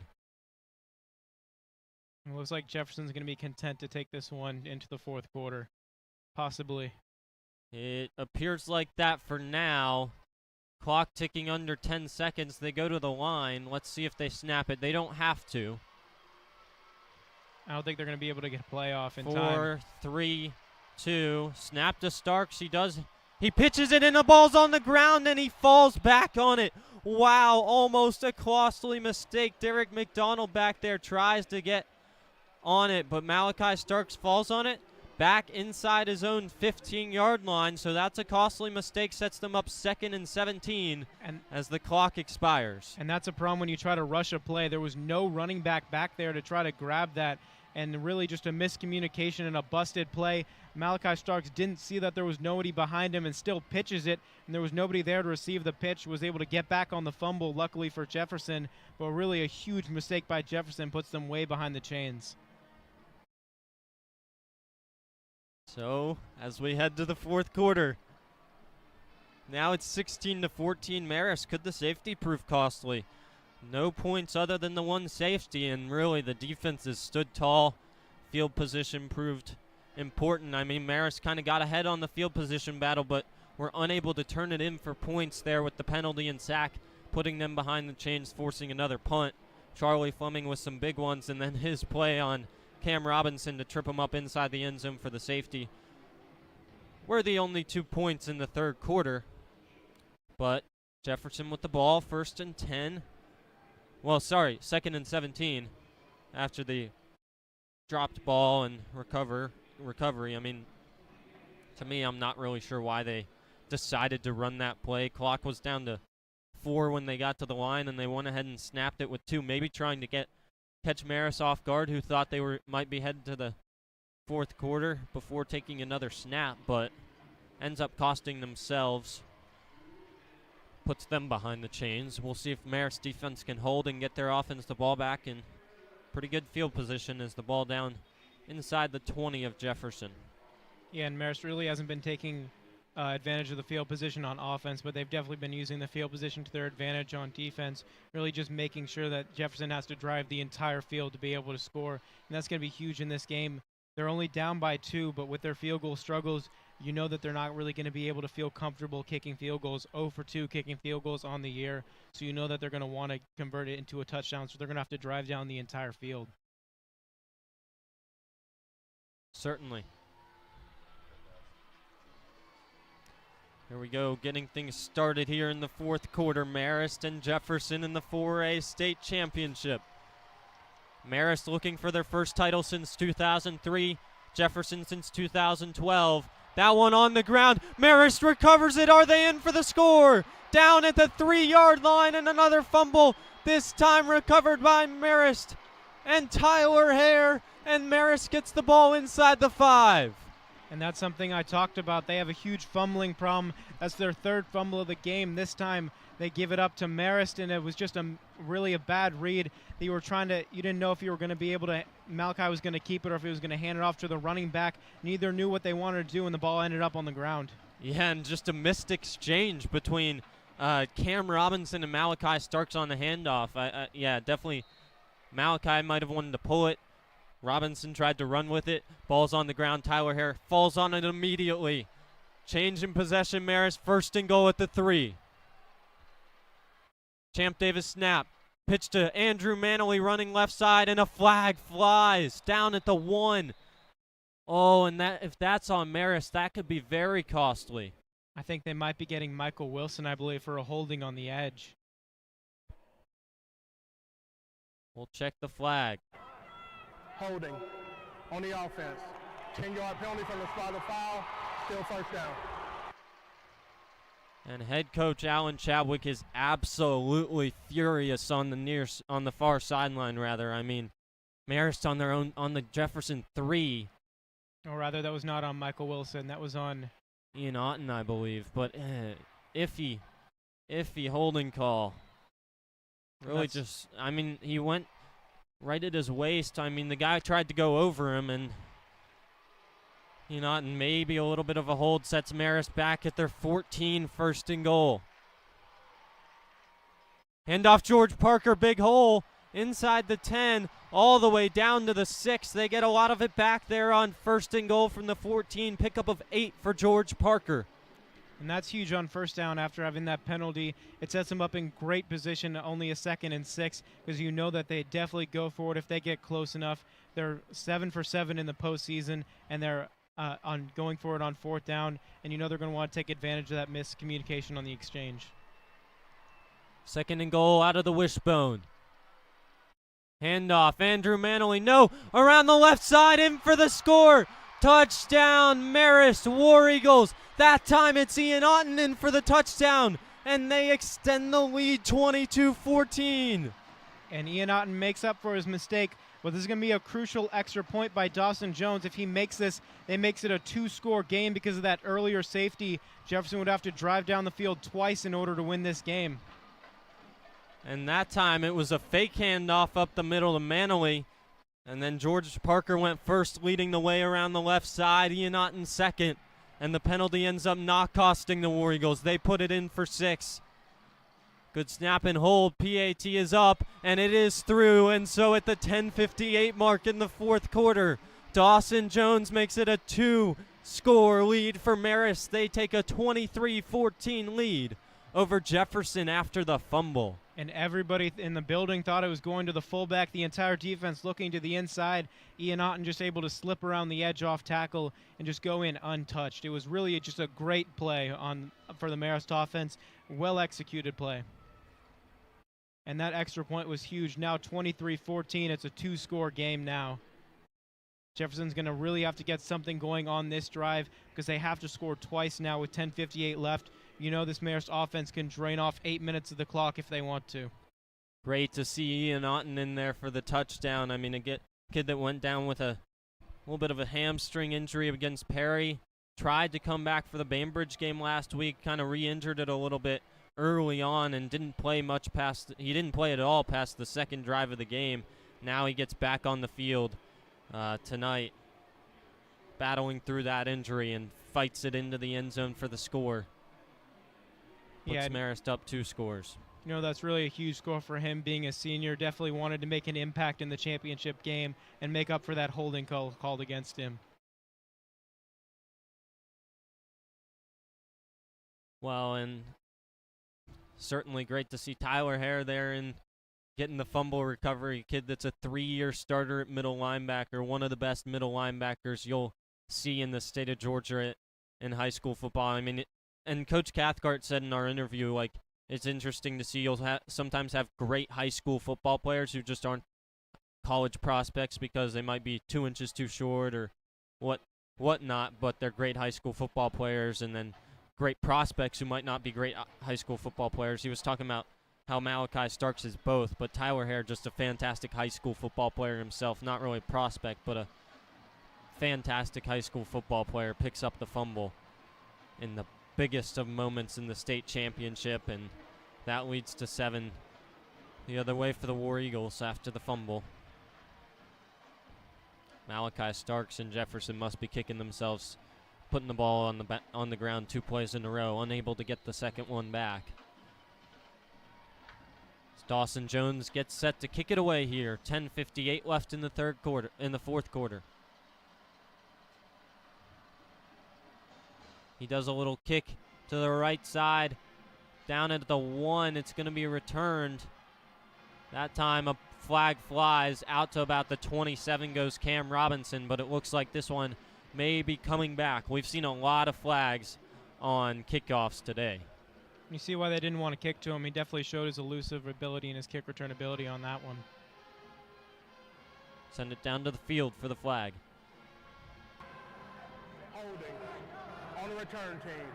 10-yard penalty from the spot of the foul. 1st down. And it almost feels like 3 steps forward, 1 step back for this Jefferson offense. When you get a good play, you immediately give it up with that 7-yard fumble. When they were trying to run a quick play at the end, then they put the ball on the ground again and give it right back to the Marist offense. Now you get a good return, and then you have a holding call, and you get backed up again. They really have not had any good field position in this second half, and Marist defense has really been able to capitalize off of it. After the penalty, Jefferson back at their own 8. Bad field position for most of this half so far. Let's see if they can switch it with a big play. Starks going right side and really bottled up there in the backfield. Maybe got back to the line of scrimmage. Derek McDonald in there around the edge. Yeah, the Syracuse commit, the 3-star, he's really a great player. They moved him to defensive line. He could play defensive line or a linebacker. He's really a very versatile player on this Marist defense. And he's someone who's also really stepped up in the playoffs when they've needed him.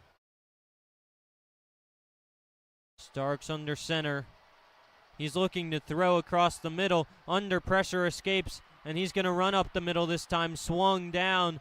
No, he bounces off the tackle. Eventually swung down by Justin Hartwell, who wrapped him up.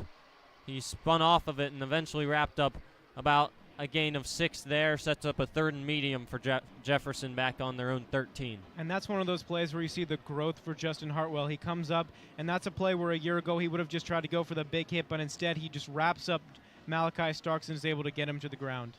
Yeah, he just holds him up, waits for Charlie Fleming, who's able to come in and finish the deal, put him to the ground. And so a 3rd and short, maybe 3rd and 3, 3rd and 4. Flags fly. Looks like we might have some motion as the Marist crowd got very loud before that play. 5-yard penalty, still 3rd down. And it is a false start on the Dragons, puts them back to 3rd and 8. And Gene Cathcart looks up in disgust after that one. And that's one where you just are really trying to get off the line of scrimmage as fast as possible because you know who's on the other side. This defensive line has really been able to get constant penetration in the second half. 3rd and 8. Marist defense looking to stand tall at the Jefferson 11. Handoff up the middle. That one's going to be short of the line to gain out to about the 16. 2 yards short on the carry for Cam Robinson. And they're going to bring in the punting unit with 9:08 left and 2 scores down. And Jefferson thought about this for a second because they realize what's happening, but they really do trust their run defense. And they're going to need a huge 3-and-out here because they cannot let Marist run off a lot of this clock. And we saw Marist with extended drives against Flowery Branch in the second round, in the second half when they were trying to run clock. We'll see if they can do it here. Punt fielded by Chandler Heath going right side. Bounces off a couple guys, spins upfield inside Jefferson territory to about the Jefferson 43. And so good field position again after another stop deep inside Jefferson territory by the War Eagles defense. Gives their offense another chance to put some points on the board, but more importantly, run precious time off this fourth quarter clock that sits at 8:33. Yeah, and we talked about field position being a huge part of this game. Marist offense is continuously set up in Jefferson territory, while Jefferson is continuously backed up inside their own 10.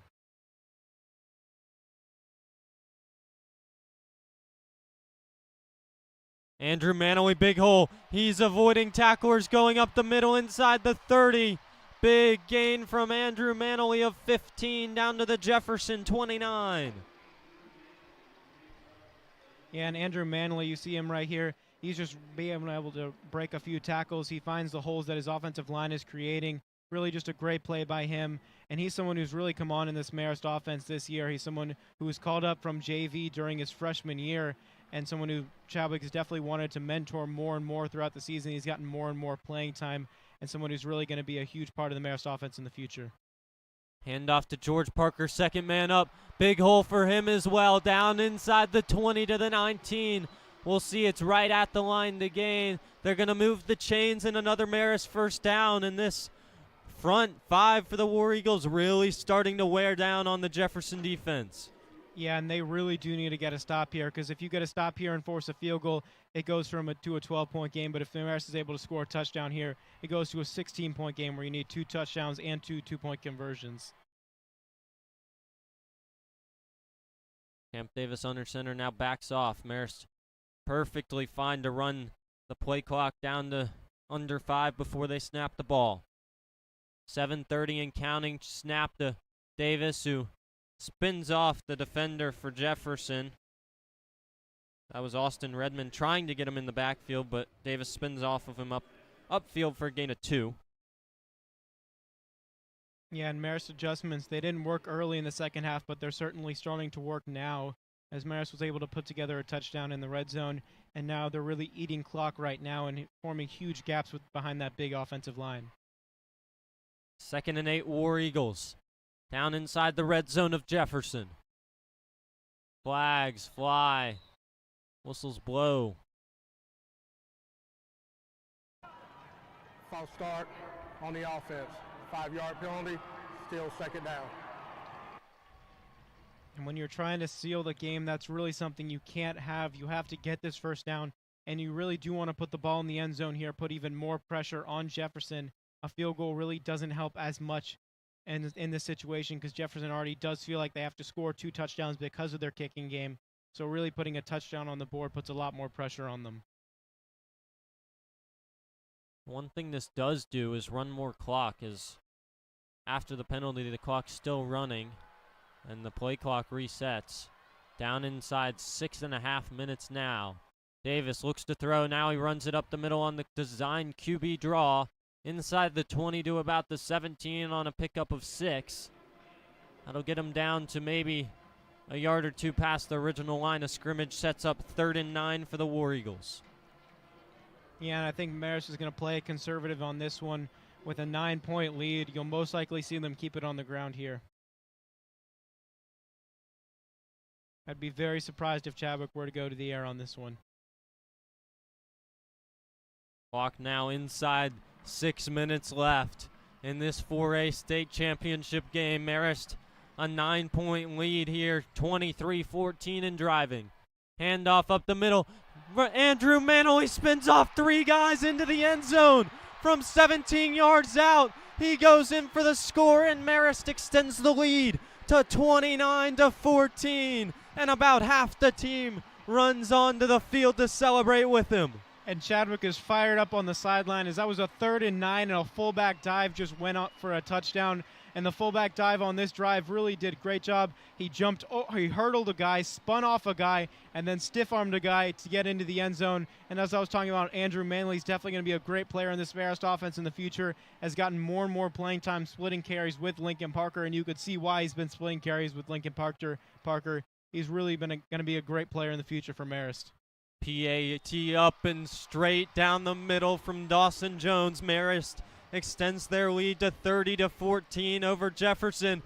A fist bump, a hug, and a celebration from Alan Chadwick and Coach Dan Perez after that touchdown. And they are feeling it in the student section on the far sideline. Yeah, and really what that does is not only now does Jefferson have to score twice, they have to score 2 touchdowns, and now they have to get 2 two-point conversions as well, down by 16. It's really going to be a huge thing for Jefferson, especially with the field position they're going to have. They're going to be backed up in their own territory, probably around the 20 after the kickoff.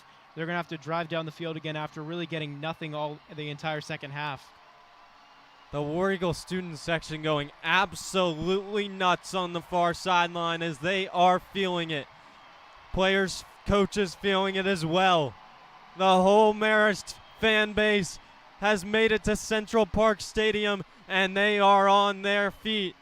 Marist less than 6 minutes away from potentially sealing their 3rd ever state championship. Up 16 over Jefferson, and on that run, JP, credit has to go to both Andrew Manley but also the offensive line who did their job, got a huge push, and then Andrew Manley did his thing. He got 4 yards easily, and then the one linebacker, that was the play. He had to beat him one-on-one in the second level, and he spun off of him and went in for the score. Yeah, the first 4 yards go to the offensive line. The rest go to Andrew Manley. Really just a great all-around play by the Marist offense on that touchdown, and really a much-needed touchdown by the Marist offense. They've really figured out their offense in this second half. And that safety really proving huge now, because not only does Jefferson have to score 2 touchdowns, they have to get that 2-point conversion because of that safety. 2 of them. Certainly. Dawson Jones gets set to kick it away from his own 40. 3 men back to receive for Jefferson, standing on their own 10.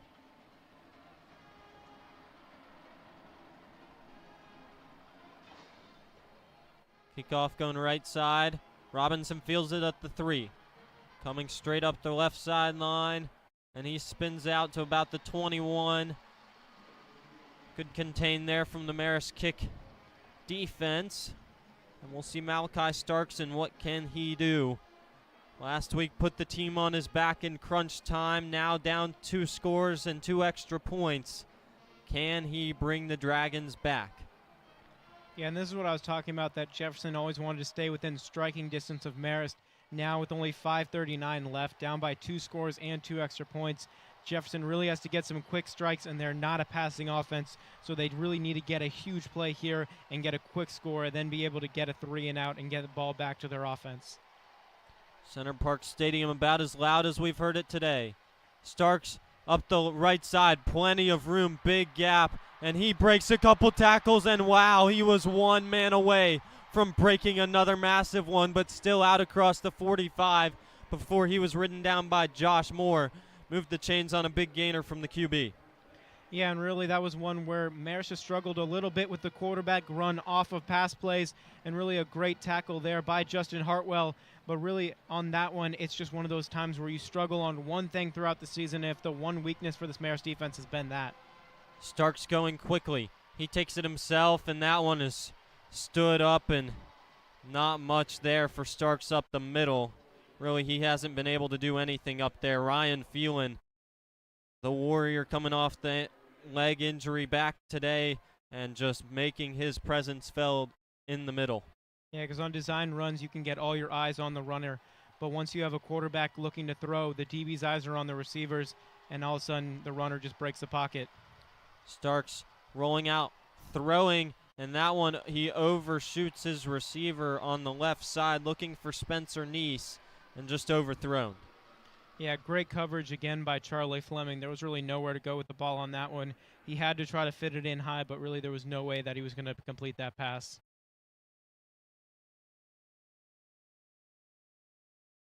And Charlie Fleming's really been locked down so far in the playoffs. Really had a great playoff stretch. Oh, and what a performance special teams-wise today. He set himself up for a safety that he forced. 3rd and 9 for Jefferson. Starks looking to throw. Under pressure, and Gray Taylor in the backfield, and he is brought down there. Gray Taylor combines in the backfield with Tyler Hare. Henry Clark to bring down Starks, and that sets up 4th and very long, 4:20 left, and surely Jefferson must go for it on 4th and 18. And Henry Clark is someone who I really think is a very underrated player in the middle of this Marist defensive line. He's someone that shows up week in and week out and really doesn't get the recognition he deserves. He's someone who's really he always gets pressure up the middle on the quarterback, and pressure up the middle on the quarterback really is what affects the quarterback the most, because you have to step back in the pocket, and throwing off your back foot is really what affects the quarterback the most. Marist fans to their feet. Starks rolling out. Big hole left side. Bounces it back off a couple tacklers. He is swallowed up, but he breaks more. He's out to the 50, but that is short. He's about 8 yards short of the line to gain. Ball comes back to the War Eagles. And surely now the War Eagles are sitting pretty with a state championship in their reach. Yeah, Marist really hoping now, as they're very close to winning their first state championship since 2003 when Sean McVay was their quarterback.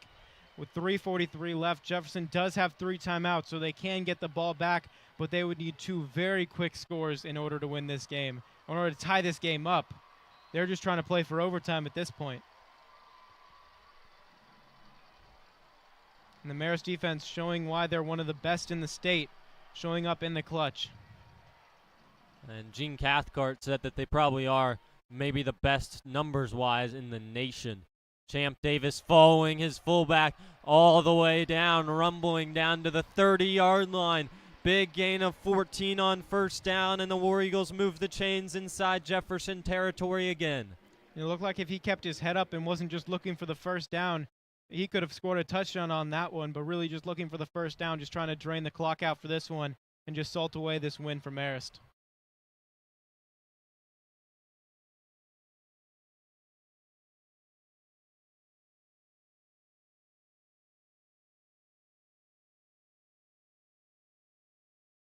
Clock down to 3 minutes and counting. Davis under center. He takes the snap, give up the middle. Lincoln Parker runs over a couple guys. It takes 4 to bring him down. Pick up of 5 on first down for Marist. Yeah, and Lincoln Parker definitely is not an easy person to bring down. He has a 550-pound squat max and 385 bench max. He's the number 2 ranked fullback in the nation for a reason.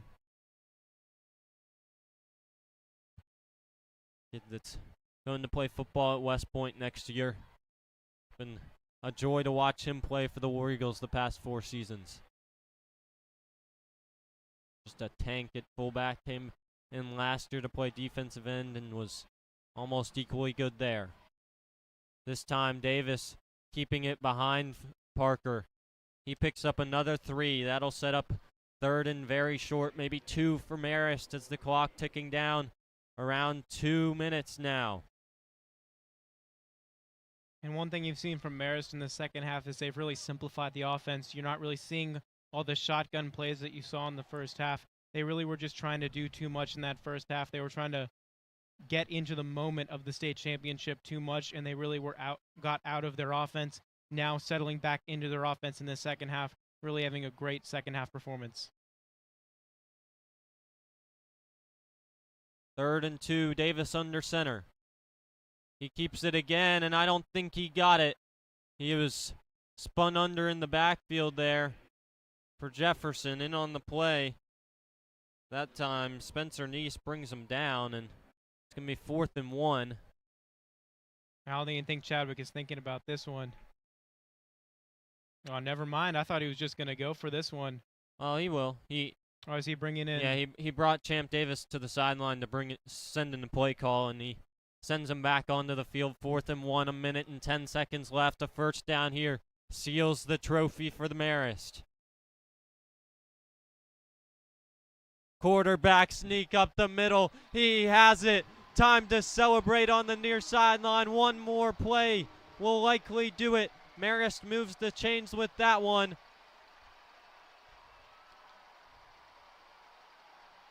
And off come the starters, or at least some of them.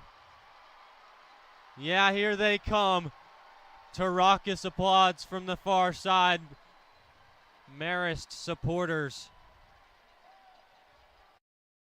Clock down to about 40 seconds left now. 1st and 10 at the Jefferson 19.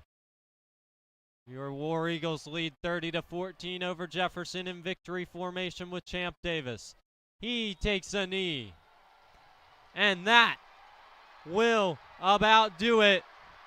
It's time to celebrate in Marist country for the 3rd time in program history and the first time since 2003. The Marist War Eagles are state champions. They knock off Jefferson 30-14 in an absolute thrilling matchup in the 4A state championship and a dominant performance in the second half. Yeah, really on both sides of the ball, a dominant performance. Marist able to really just run out the clock in that last drive, and then on those 2 touchdown drives, really were able to just control the very middle of that Jefferson defense, and against a very great run defense, just completely control the line of scrimmage. And then on defense, they were able to completely bottle up Malachi Starks and contain the edge. We saw Marist struggle with edge runs in the first half. Nothing was available on the edge on the second half for Jefferson, and were able to completely contain that. Even forced a big mistake when they were trying to bust one big on the edge, and just was able to run all the way back into the end zone, forced a safety. Really just huge mistakes by Jefferson on offense. Marist was able to completely control the line on defense and on offense, and really just a dominant win on the second half for Marist. Alma mater being played by the marching band, sung by players and student section on the far sideline. Trophy presentation coming up here shortly. And after the alma mater Everyone explodes in the student section over there. And the students are jumping up onto the wall the players are jumping up onto the wall in the student section, taking pictures and celebrating. Just scenes of pure joy within the Marist community over there. And just wire-to-wire dominant season for Marist. Historic season. They go undefeated for the first time since 1989. The first state championship in program history, and under Alan Chadwick back then, that was the team that they recently just broke the record of for a number of shutouts in a season. Coach Chadwick kind of compared this defense to that defense, saying they're two of the best in program history. Not a shutout today, but I don't think anybody cares. Marist going home with the hardware as 4A state champions, and that game kind of reminded me, JP, of the Perry game, where Marist got out to an early lead in the first quarter, then turnovers, penalties cost them second quarter. Jefferson did a good job taking advantage of that, come back to tie it, and then in the second half, domination, particularly on the defensive side of the ball, where they gave up very few first downs there in the second half. Yeah, Marist was able to completely just dominate the second half of this game, and it's really a sweet feeling for these seniors who have really been through heartbreak the past 3 years. They lost a BT freshman year in the state championship. Then there was the punt versus Cartersville that was called roughing the punter and cost the game, with the Cartersville ending up scoring a touchdown on that drive to win. And then there was Oconee County last year, and now finally state champions, and really just a great feeling for these seniors after 3 years of heartache. Really just a great feeling for this program. Also the first state championship since 2003 when Sean McVay was the quarterback. And this is definitely a team that deserves it. These seniors are definitely one of the best classes of football players Marist has had in a long time, and definitely a defense that is historic for Marist. As we get the final stats for the game. Well, and final stats, your second half, Marist gives up 2 first downs. Defensively, that was the defense we were used to. They gave up a few long plays there in the second quarter that led to 2 touchdowns for Jefferson, but then they went in the locker room, made a few changes, came out in the second half, and took care of business. And it's celebration time. Pandemonium on the far side as the student section players all coming together to celebrate. Alan Chadwick receives the state trophy here from Robin Hines, the director of the GHSA. And you have to give a shout out to GHSA, of course. Back in August, we didn't know if we would even be playing football. And they did a fantastic job to make this season happen. And obviously one that the War Eagles won't be forgetting anytime soon. And just a legendary senior class, might go down as one of the best ever in Marist history. And it's not like Marist is boasting talent like you see up in 6 and 7A and the Graysons and, Buford, Lee County. A couple prospects here in this senior class, but really just a hard-working football team that plays the game the right way, and, they put everything together, and this was a class for a while that Marist said they might have a chance with. They wire-to-wire just dominate this season in 4A and take home the trophy 30-14 over Jefferson. Senior class, a lot of these guys have been starting for 3 years, which you don't see in the Marist program very much. Some of them will play college football. A lot of them just played their final game, and what a way to go out as a senior class. Team 108 taking home the title. And shout out to Jefferson, fantastic team. Gene Cathcart, first class head coach. Pleasure to talk to. Great guy and great program that he's built over at Jefferson, and they'll be back. Malachi Starks, this one will leave a pretty bitter taste in his mouth, and I wouldn't be surprised to see Jefferson competing for the 4A state title next year, but we can focus on that for another day. War Eagles, your 2020 state championship winners in 4A over Jefferson. They celebrate with the trophy now, following the trophy presentation, and a great crowd on hand to witness this one and for the Marist War Eagles. Yeah, and I think your player of the game definitely has to be Charlie Fleming. I mean, he had a great game on special teams and on defense. He had the safety, and he also pinned Jefferson deep multiple times with his punts. Really just a great player so far in this game. And throughout the playoffs, he's really been locked down as a corner as well, and he showed his ability to lock down in this game with just only the one pass attempt his way, as Malachi Starks only attempted 4 passes and only completed the one, his first one, that ignited that first touchdown drive. But really just has been a great player so far this postseason and really throughout this season, and really showed up in this game when it mattered. Yeah, and for Charlie Fleming, I agree. NBC's player of the game right there. 4 tackles on the day defensively, none bigger than that safety over here in the near end zone. And then, I mean, special teams-wise, what can you say? 5 punts, long of 57 that set himself up for causing the safety, averaging over 46 yards per punt, pinned Jefferson deep inside their own 20 twice today. And yeah, NBC's player of the game right there, Charlie Fleming. Fantastic way to go out for a player that'll be playing at the next level at Washington and Lee next year. Yeah, and definitely one of our keys to the game. Early we talked about it as setting the edge for Marist. Marist wasn't able to set the edge in the first half. It was 14-14 at half. They were able to bust off some huge runs, but really able to contain the edge in the second half. Really just a great win by them as they're able to celebrate with the trophy, and Marist really just having some a great time as they're able to win their first state championship since 2003.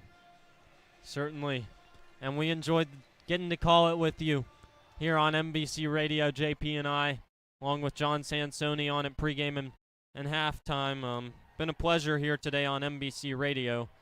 Shout out to everyone who helped make this broadcast happen. And shout out to all of you who tuned in live or were in person at MBC Game Day this morning. What an exciting event we were able to put on in the stadium this morning. Fun to have you all out there watching, helping prepare for what ultimately turned into Alan Chadwick's 399th victory, all in his 36 seasons at Marist. What a way to cap off the 36th season. And shout out to, I mean, all season long, the NBC crew. Connell and I had the privilege to commentate most of the games on NBC TV broadcast this year. JP got to come do a few with me as well. JP, it's been fun. Shout out to Connell, shout out to Andrew Feeney and Bear Irwin, our other seniors, our entire NBC crew all season long. And the Marist Athletic Department and Tech Department, just for making this happen, if you know what I mean. I mean, they help us get to where we are as an NBC broadcasting club. And it's been fun. We've gotten to cover one of the greatest seasons in Marist football history. Not a bad way to go out with a state championship, JP. Yeah, and definitely a special shout out to our great moderator, Dr. Horton, and definitely a state championship. Getting to cover this team in our final year definitely was a great experience for us, and just getting to see kind of this season progress, even with everything going on and just all the uncertainties around this whole season every single week. But it's really just been a great time for all of us here, getting to cover Marist football and getting to just kind of break down the Marist team for everyone at home. Certainly, shout out to Dr. Horton, who's been our moderator along the way, helped us get to the point we are today as a club. Shout out to all you who tuned in today and also over the past 15 weeks along the season, a season that goes down as an undefeated one for Marist, 13-0 in such an unusual year. Good way to cap it off in just a fun manner with Marist taking home the state championship. Just great scenes at Center Park Stadium today. I mean, Marist community really came out strong, showing their support for the War Eagles, who ultimately get the job done. Finish the drill, as Alan Chadwick preached all week long. JP, any final thoughts? Well, definitely just an incredible season, and this is definitely going to go down when Chadwick looks back on this as one of the best defenses he's ever had, if he doesn't remember this as the best defense he's ever had. And the offense struggled a bit in the beginning of the season, really able to pull it together at the end of the season to put together really what was a very complete team towards the end of the season and throughout their playoff run. Completely agree with you, JP. It's been a fun ride. Our last broadcast here as MBC seniors covering the Marist football team. We'll be back for some basketball coverage later this year, but our last football broadcast has been a fun one here on MBC Radio. We were glad that we got to do it for all of you at home tuning in, and those of you who might have been tuning in here in the stadium. But on behalf of everyone that made this one possible and all of the broadcasts this entire season, signing off one last time on behalf of JP Eisenhower, my name's Andrew Sellover. For the first time since 2003 and the third time ever, the Marist War Eagles are state champions. They take home the 4A state championship with a 30-14 win over Jefferson.